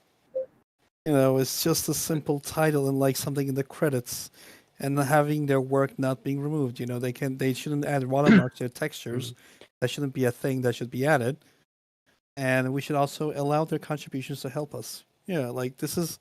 I'm sure if it works fine for you, Zenon, that's great. But nobody wants to be a free, internship. Not everybody wants to do that. If that's your thing, sure, man. Whatever floats your boat. I mean, but this doesn't seem that at the unreasonable. same time, I would just like to quickly interject and reply to Zezon's reply. I understand what you're saying, and for the most part, I feel the same way. I don't really care that much about credit anymore. The thing is, though, the people who play these derivative works come to our server and then they ask about, where is this version of the mod? Why aren't you uploading this version of the mod? I watched it. I watched this in some video. It keeps coming back to us. As much as we want to forget it, it keeps coming back like a bad dream. So I understand what you're saying, and I also agree that I just want to stop caring about this. But it keeps coming back. That's the issue. I mean, the other thing about credit, which is nice about GitHub, is every file you add, every piece of work you've done gets logged, right? So, Yeah. like, history of the file will forever be there, even after you die, and like 100 years from now, somebody can look on GitHub and say, "Oh, this is where the file began. This person," right? So from that perspective, it's also credit, right? That's also another way to look at it. Arctic, Leggy, next meeting. Yeah, we'll be there soon. Okay. Yeah, when it comes to credit, of course, when we do the community patch, we'll of course say credits and say who's involved and who isn't, whatever. But credit per individual file, yeah, what Arctic says is basically one thing with GitHub. Regarding what Bruce said about, free interns, whatever, we're all working for free, everyone. So, yes, I understand credit is nice and important and things like that. But like, are you implying we should credit each individual file somewhere somehow, or like what's Everybody your should be credited properly. I'm just saying that everybody involved in this project, from you to me to anybody who's actually contributing to the project, should have their name credited for their things they've contributed. It's that simple. Yeah, And but I don't we'll need to do put that. specifics Yeah, I think because everybody Arctic here wants a good explained 0 hour. already. Yeah. Yeah, I think Arctic already explained that something like that can be done. So again, I understand that a lot of this is probably ignorance. And I apologize if this is like uh, the wrong way to bring up these kinds of issues. No, it's good. It's good. It's always good to discuss these things and have clarity. One thing though, regarding the PSD files, for example, I think that's maybe something worth discussing. You said that you'd rather not have those be uploaded, right? You just would like to upload the final. Yeah, but at the same time, there is a problem because you also mentioned that you might say that you will stop contributing over time. Life happens, things happen. So if, let's say, there is still an error that would need to be fixed, then we wouldn't have the PSD file, right? Well, that's partly because I feel like eventually there is going to be an end to the work, at least with regards to the art. I feel like there is a finish line where basically the art assets won't need any more changes. Yeah, but I So I'm mean, coming at it from we'll that line of probably thinking. we'll probably over time look into maybe upscaling, or maybe something happens where we can use automated 3D rendering creations and this and that, and potentially having access to a PSD could help with that in the future. I'm just saying potentially here, just trying to get your feeling on it. So I think that is possibly one of the reasons why a PSD would be more sought after. But yeah, I don't know how the others feel about this. A small suggestion, but we're talking about having an art director at some point, right? That was mentioned. Why not people who are it's a just moving a gun? suggestion. Oh yeah, like if we do have that, we could have like an archive, and the art director would be or directors, if you want to put it, would be the sole people who have access to it, and people who are moving on can add their PSTs because they're done, and yeah, they could just give it to the team when that time comes. Like I guess some Yeah. people want to move on, Yeah. and The thing until they is, want to move on, they could just keep it. the thing is, What you're I saying is get we what have. I get what Leggy is saying. It's not like you can plan when you're gonna die or something like that. When that happens and the main file is never successfully backed up or something like that, then it's just gone. And the work will have to restart again from scratch. Well, N5 is I do get that. N5 is mentioning standardization, but I don't think standardization is really necessary for how the file is created, as long as the look remains like the end product remains like it belongs, right? Yeah. So yeah, art A bit. directors would be a good suggestion, I think. Personally, I would say we should have more than one, because if we have one person deciding everything, that probably isn't the best either. I don't know how the others feel about that. Hey, if I may intersect, I'm the hunter. I'm the main lead of Rise of the Reds and Shockwave. You might have heard of them. When it comes to art direction, which is something I do and have done for both of these projects, I am the one guy who determines everything when it comes to art direction, but I am still obviously open to feedback from other artists. I think that is a much more efficient model, but that's just how I do things. Yeah. I also think that there should only be one director. Now, I understand the fear of, what do you call this? If, power. How? Sorry, I'm beginning to lose words, but I think you understand what I'm trying to say. I know the apprehensions of having only one. The issue, however, I feel like there is more issues when there are multiple directors. This is something that I've personally experienced working on different mod projects. Uh, in and also something that I've seen happen to other projects, like there was a recent thing that happened with the Renegade X game where the person in charge of their server or something, they had a fight with the team, and so he basically held the access to their server as hostage, as blackmail, to as revenge for having hang on, having him kicked out of the team. So stuff like that can happen in projects where where you have multiple people of equal power. There need there needs to be a sort of hierarchy. Even if there's only a single director, he is still going to be accountable to everyone's opinion. And if he is not, then you can he would be booted out.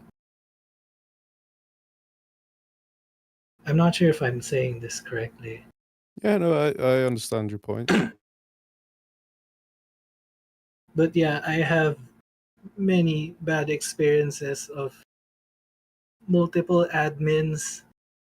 I understand multiple moderators because moderator is a difficult job, but multiple admins is a nightmare to deal with.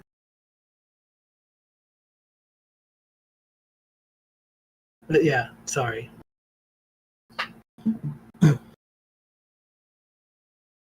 Well, I think it's something that we can look into as well on how to approach this. I do think an art director is a nice sort of role to have for someone to verify that ultimately things have the same look and feel. But yeah, there comes the problem though when it comes to power. So one person calling the shots. I understand that, like what the hunter was saying, that yes, you know, this person will be listening to feedback and things like that. But yeah, I'd like to briefly answer this question from DoomX. Why should one person have exclusive access to assets? Um,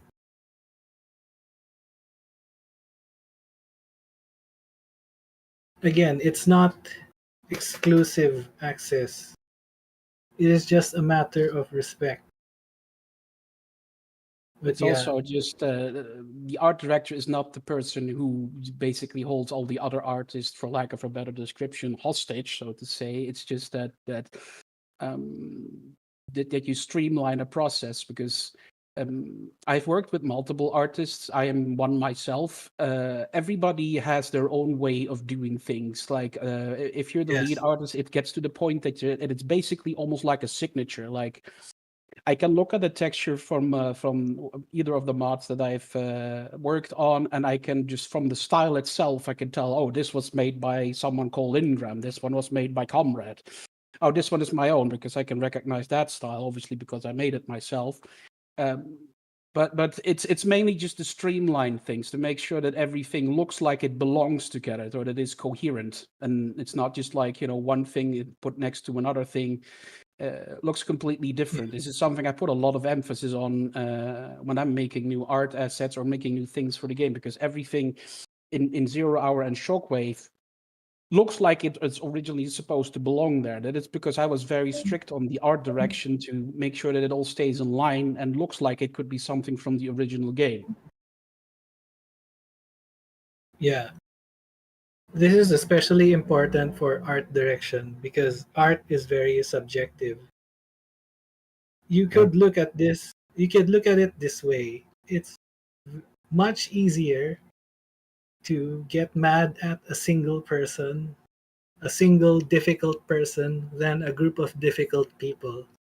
And artists are going to be some of the most difficult people that you will ever work with. I can say this as an artist myself. I can You've heard confirm of that. the rule of you've Go heard ahead. of the rule of two for the Sith. For artists, it's the rule of one. There can It's only be one. I can confirm I've had many heated debates with other artists before in the past and probably will in the future, but we always come to consensus eventually. Yeah.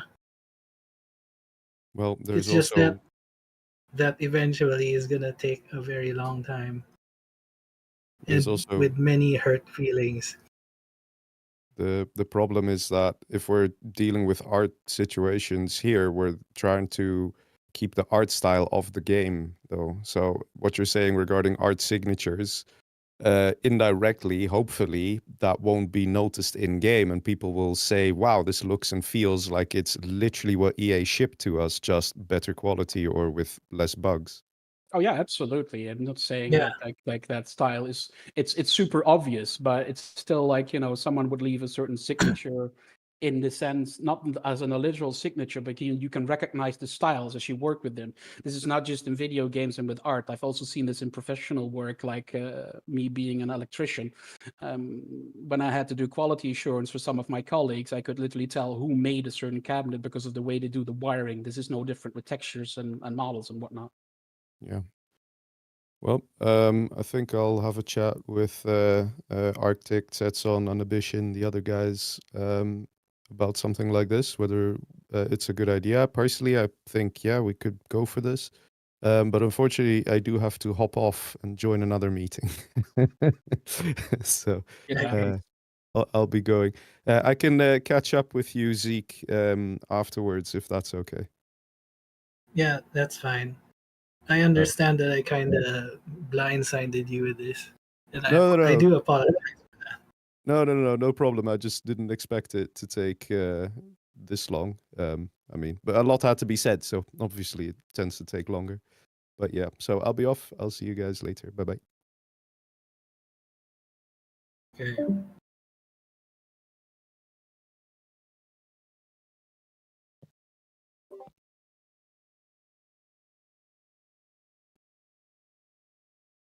Okay, there's a question here by DoomX. You have said that at one point that art has an ending.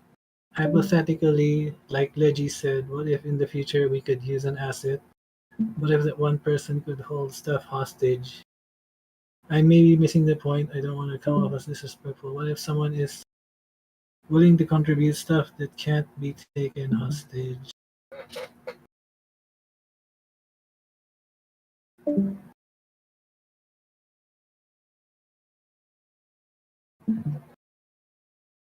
I don't understand the last part, but again, this is not about holding files hostage. It is just about proper credit for the most part.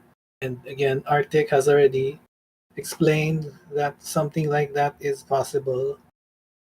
So in the future, we would just look into that.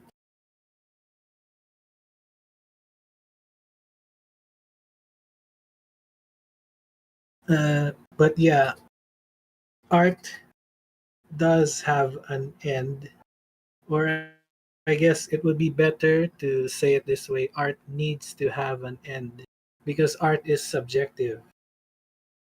There is no best way to do art. Even when you feel like you've reached the point where you have created the best work of art ever, give it some time. Once you look at it again, you'll hate the whole thing. So it's not so much that art has an ending, it's more of you need to put a stop to it before it consumes you. I can confirm this to be true when I look at work from that I made like 5 or even 10 years ago, because God, I'm getting old. Yeah, sometimes you look at it and just like, cringe. I think this is true for any works. When we write code, when Absolutely. we look back at the code in 5 years, we also think, what the hell did we do there? Let's fix that. Let's optimize that. I think what we strive for is reaching a state where we are happy with an improvement, right? And then we sign it off, and then it goes to the customer. But that doesn't mean that there can't be another improvement in the future, right? There's always something else that could be improved. But as long as we are happy over time with everything we add, I think that's perfectly fine.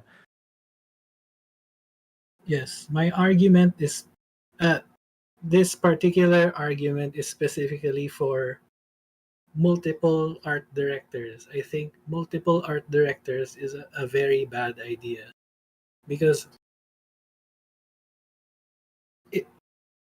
things can get very confusing and very messy very fast.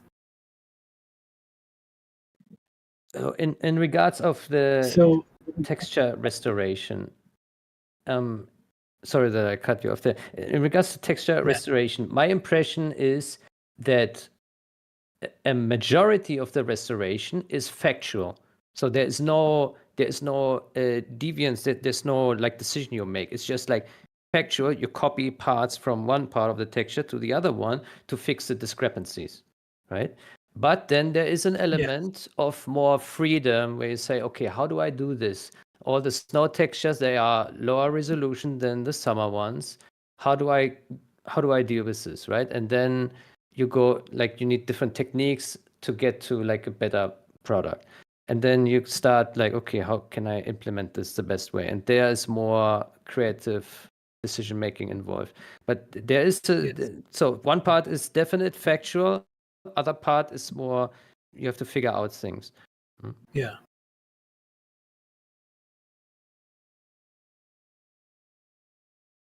Hello?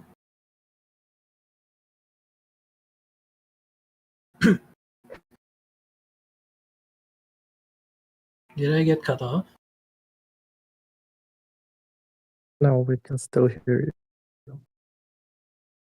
It seems like Zezon just suddenly stopped to me.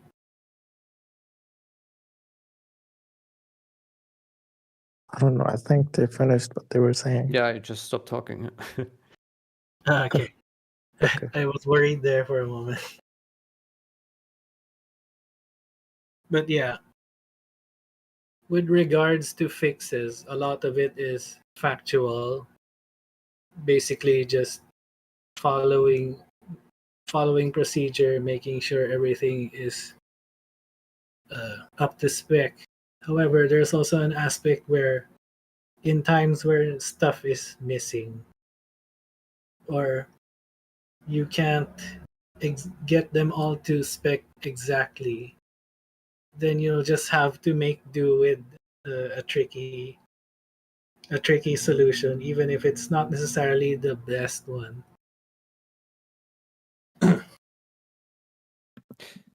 I found that for texture restoration, it's typically possible to always get like a good solution, even for textures that are missing or textures that are awfully low res. You can assemble it in a way. There's always some piece from some other texture variant that you can borrow to make it happen. But sometimes it really takes a long time. So sometimes you sit 30, 40 hours on one set to get it all right. And even then, if you re-review it, you probably find more errors. So yeah, at some point you say, okay, it's good enough. But yeah, it is a lot of work, but it is possible to polish this all nicely. Yeah, it is possible. We just have to be careful not to basically get stuck trying to find the best solution, because there are times where it's just not going to happen. At least not without completely recreating the texture, but we want to avoid that as much as possible.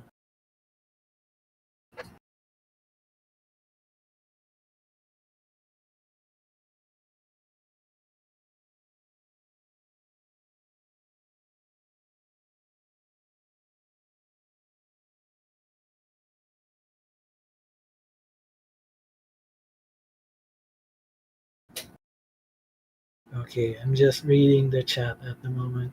So if you were working at a games company, then you would also check in your 3D and 2D source files into the repository. They wouldn't lay around at the developer's machine. Everything gets pushed to the central repository, and then eventually there will be people working upon the work of others. So if someone leaves the company and a new hire comes in, he may need to retouch a texture. So I don't think it's a good strategy to just have like owners that keep all their files private, because what happens if there's data loss, right? Like the computer explodes, yeah, or the person has an accident, or the person doesn't want to work on it anymore, right? So if everything is shared, then the record is there for everyone to use. And for the game itself and for the long-term goal of the project, that's the best case. Is it the best case for the single artist who works on something? Maybe, maybe not. But I think the project itself, that's a greater goal in the end. Yeah, I understand that. And again, as Arctic has explained, there does seem to be a way to please both sides. So it's just a matter of figuring out the details of that, I guess.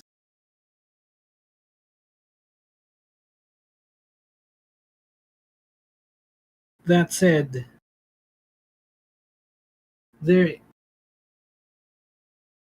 is we are comparing like a free project to a company. I think in a company it is more expected that workers will drop out because of probably overwork or lack of pay. Whereas for a free project, more people are expected to stay on. But I do get what you're saying. And I am willing to bridge the gap and find a solution that works for both sides.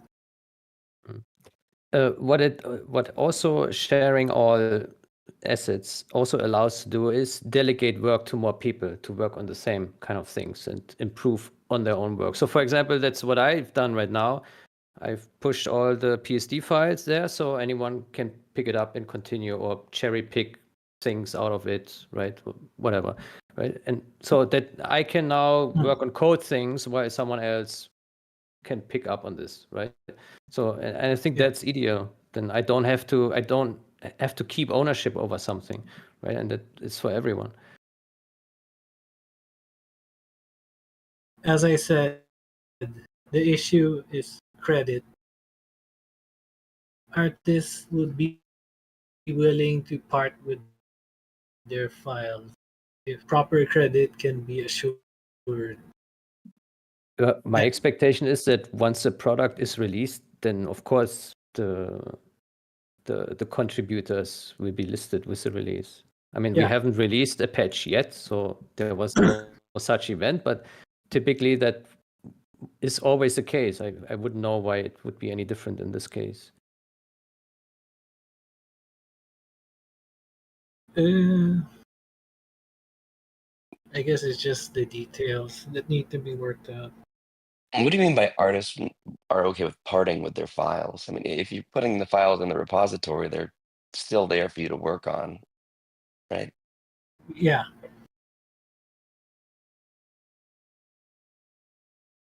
That's about it. But it switches from being like somebody's own artwork and their own piece into being basically something like freeware where everybody can, pull it from the repository and add their own spin to it. Right? Am I misunderstanding this? As long as no one can just randomly come in and say, I did this, then it's fine.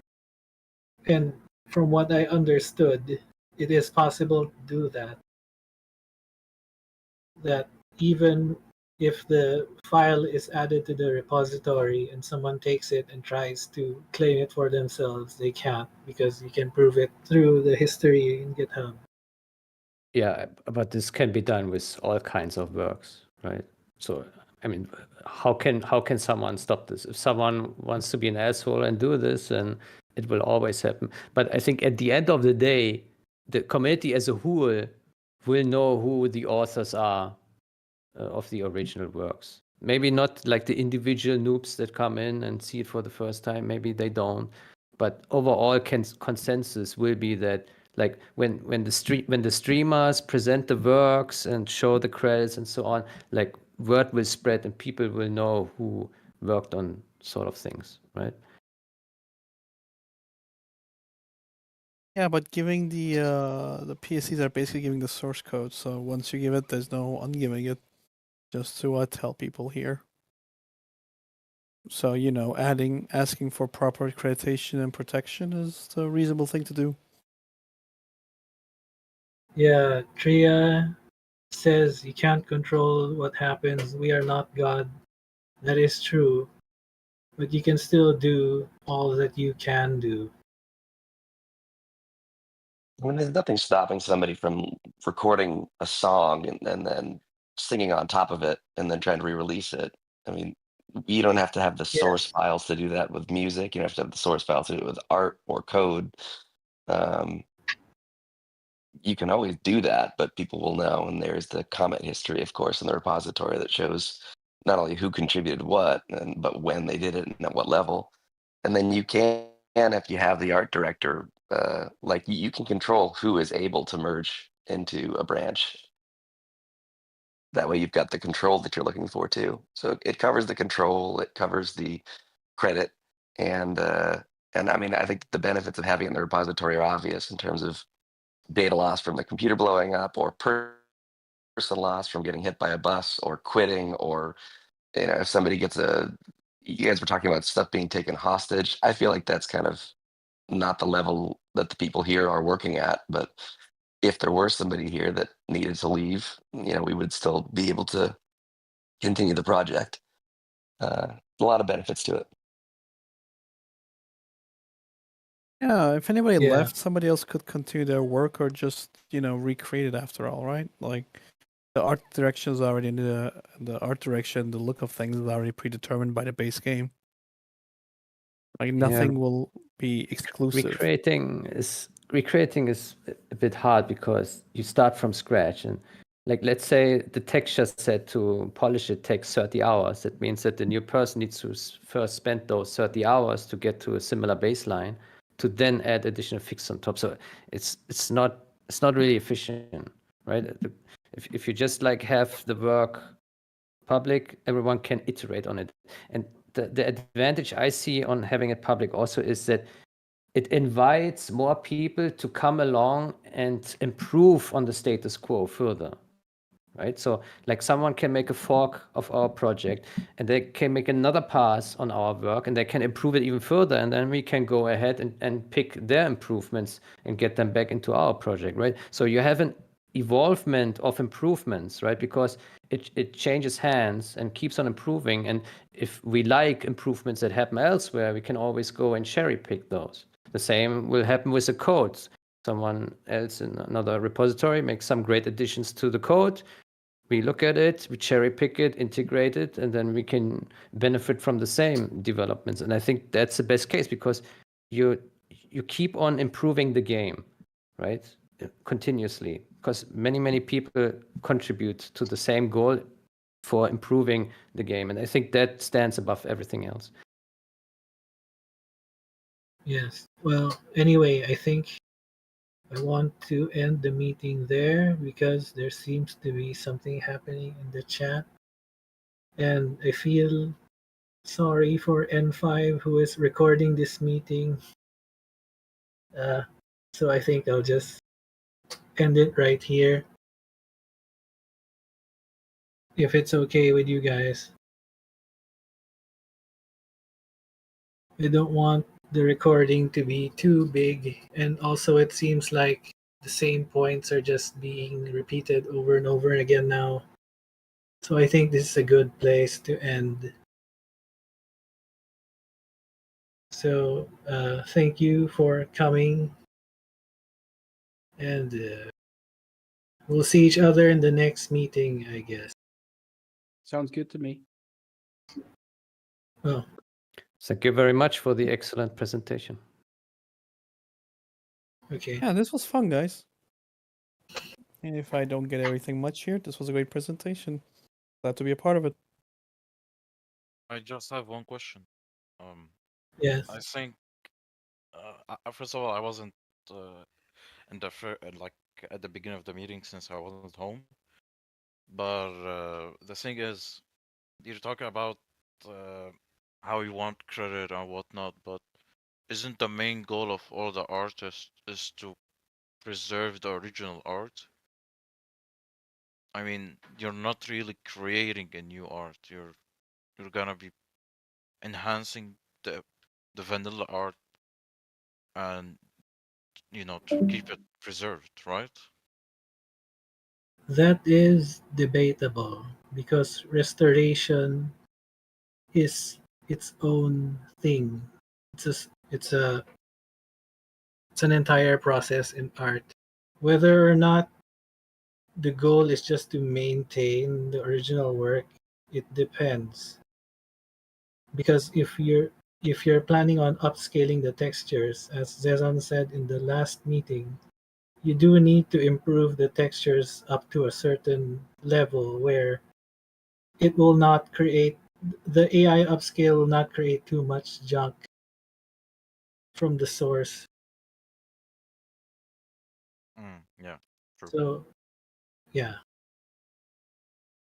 Andy actually makes So a it very good will point in the chat here that any sort of art contributed to this project should probably be created new for this project and not something that you take out of a previous project that you had worked on prior because shit gets complicated in that case.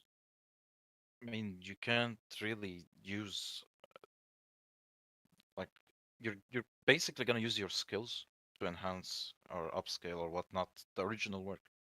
Like you're not if you're gonna Yeah. contribute completely different new things, then that's become a mod.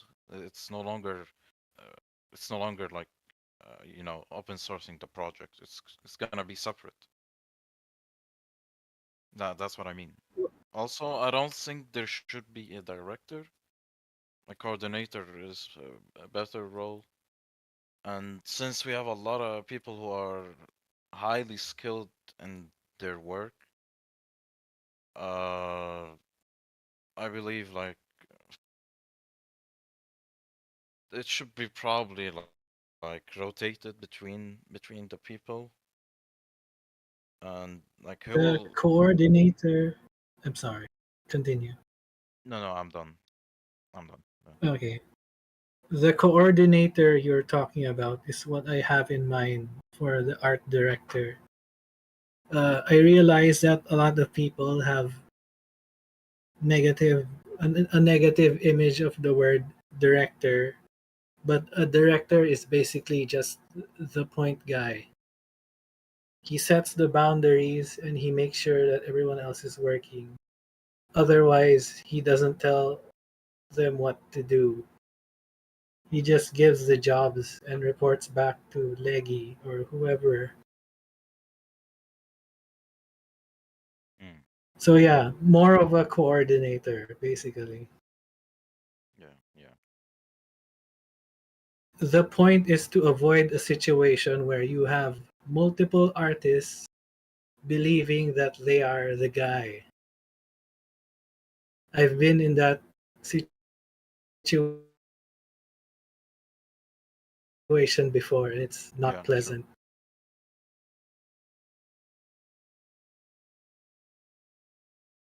I So can yeah, honestly, I'm gonna. I think the thing how this will work.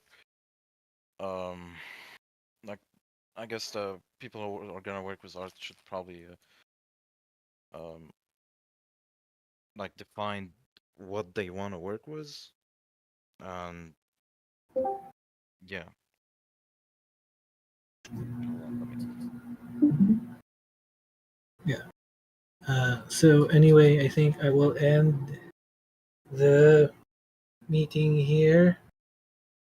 I will have to go back and check the comments later in case I missed anything. But yeah, thanks for coming, everyone, and good Also, night. just sorry, just one last point about the PST and the images. Um, I think the PSTs are kind of a better thing to go with because if we like take it with the code perspective, when you share the image, you're just sharing the binary, and like let's say you're working with the code and you get a binary, you can't really do anything with it. But if there's a PSD, there's like a basis to work with, you can kind of work with it, you know? Yeah, but That's the only like my point in this. But I also agree in your point, like eventually the decision goes to the author if he wants to share his work or whatnot. Yeah. I do have. I get what you're saying. However, there is an issue that I feel like is being overlooked, and that is I feel like everyone will have a different version of Photoshop. And I have this worry that if we are giving PSD files and someone's PSD file is from the latest Photoshop and the artist that it goes to is someone who has an older PSD, then it won't work anyway. I have This to, is one of the reasons why. I Yes? have to. Oh, sorry to interrupt, but on Photoshop there is an option for compatibility mode with all versions of Photoshop. Yes, but that direction is that's from newer Photoshop uh, opening older files and not the other way around. If you try to open a newer version file using an older version, you'll get an error. Now there is limited compatibility, but it's limited. It won't always work. This is why the practice of just sending the final exported file was put in place. Because no one can guarantee that everyone's Photoshop files will be compatible with each other. Honestly, you should just do both. Like have the Photoshop file, an export of the uncompressed texture, and yeah, then you can work from there. Yeah, there's also that. I disagree with that. Simply because Photoshop already has this feature inbuilt, which is called something optimize something. And then the composite of the texture is already baked into the PSD file, and that's the way to go. I mean, I'm willing to be proven wrong, but I've had experiences in the past at work where I couldn't open someone else's file or someone else couldn't open my file, and that was a big headache. And so we just resolved to sometimes we've had to resolve to just sending the exported file and have the other person basically remake everything, which is a painful process depending on the work.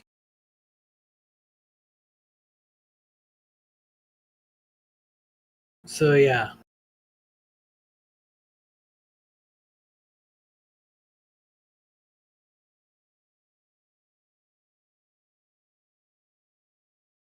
Anyway, I think I will end this meeting here. I don't know how many times I've said that already. Yeah. It's been a Yeah. wild ride for like what, 2-3 hours? Yeah. Yeah. Anyway, thanks for coming. Good night, good morning, or good afternoon, wherever you are. Yep. Take care. Yeah.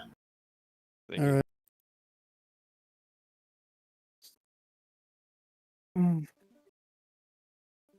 Okay. Take care, everyone.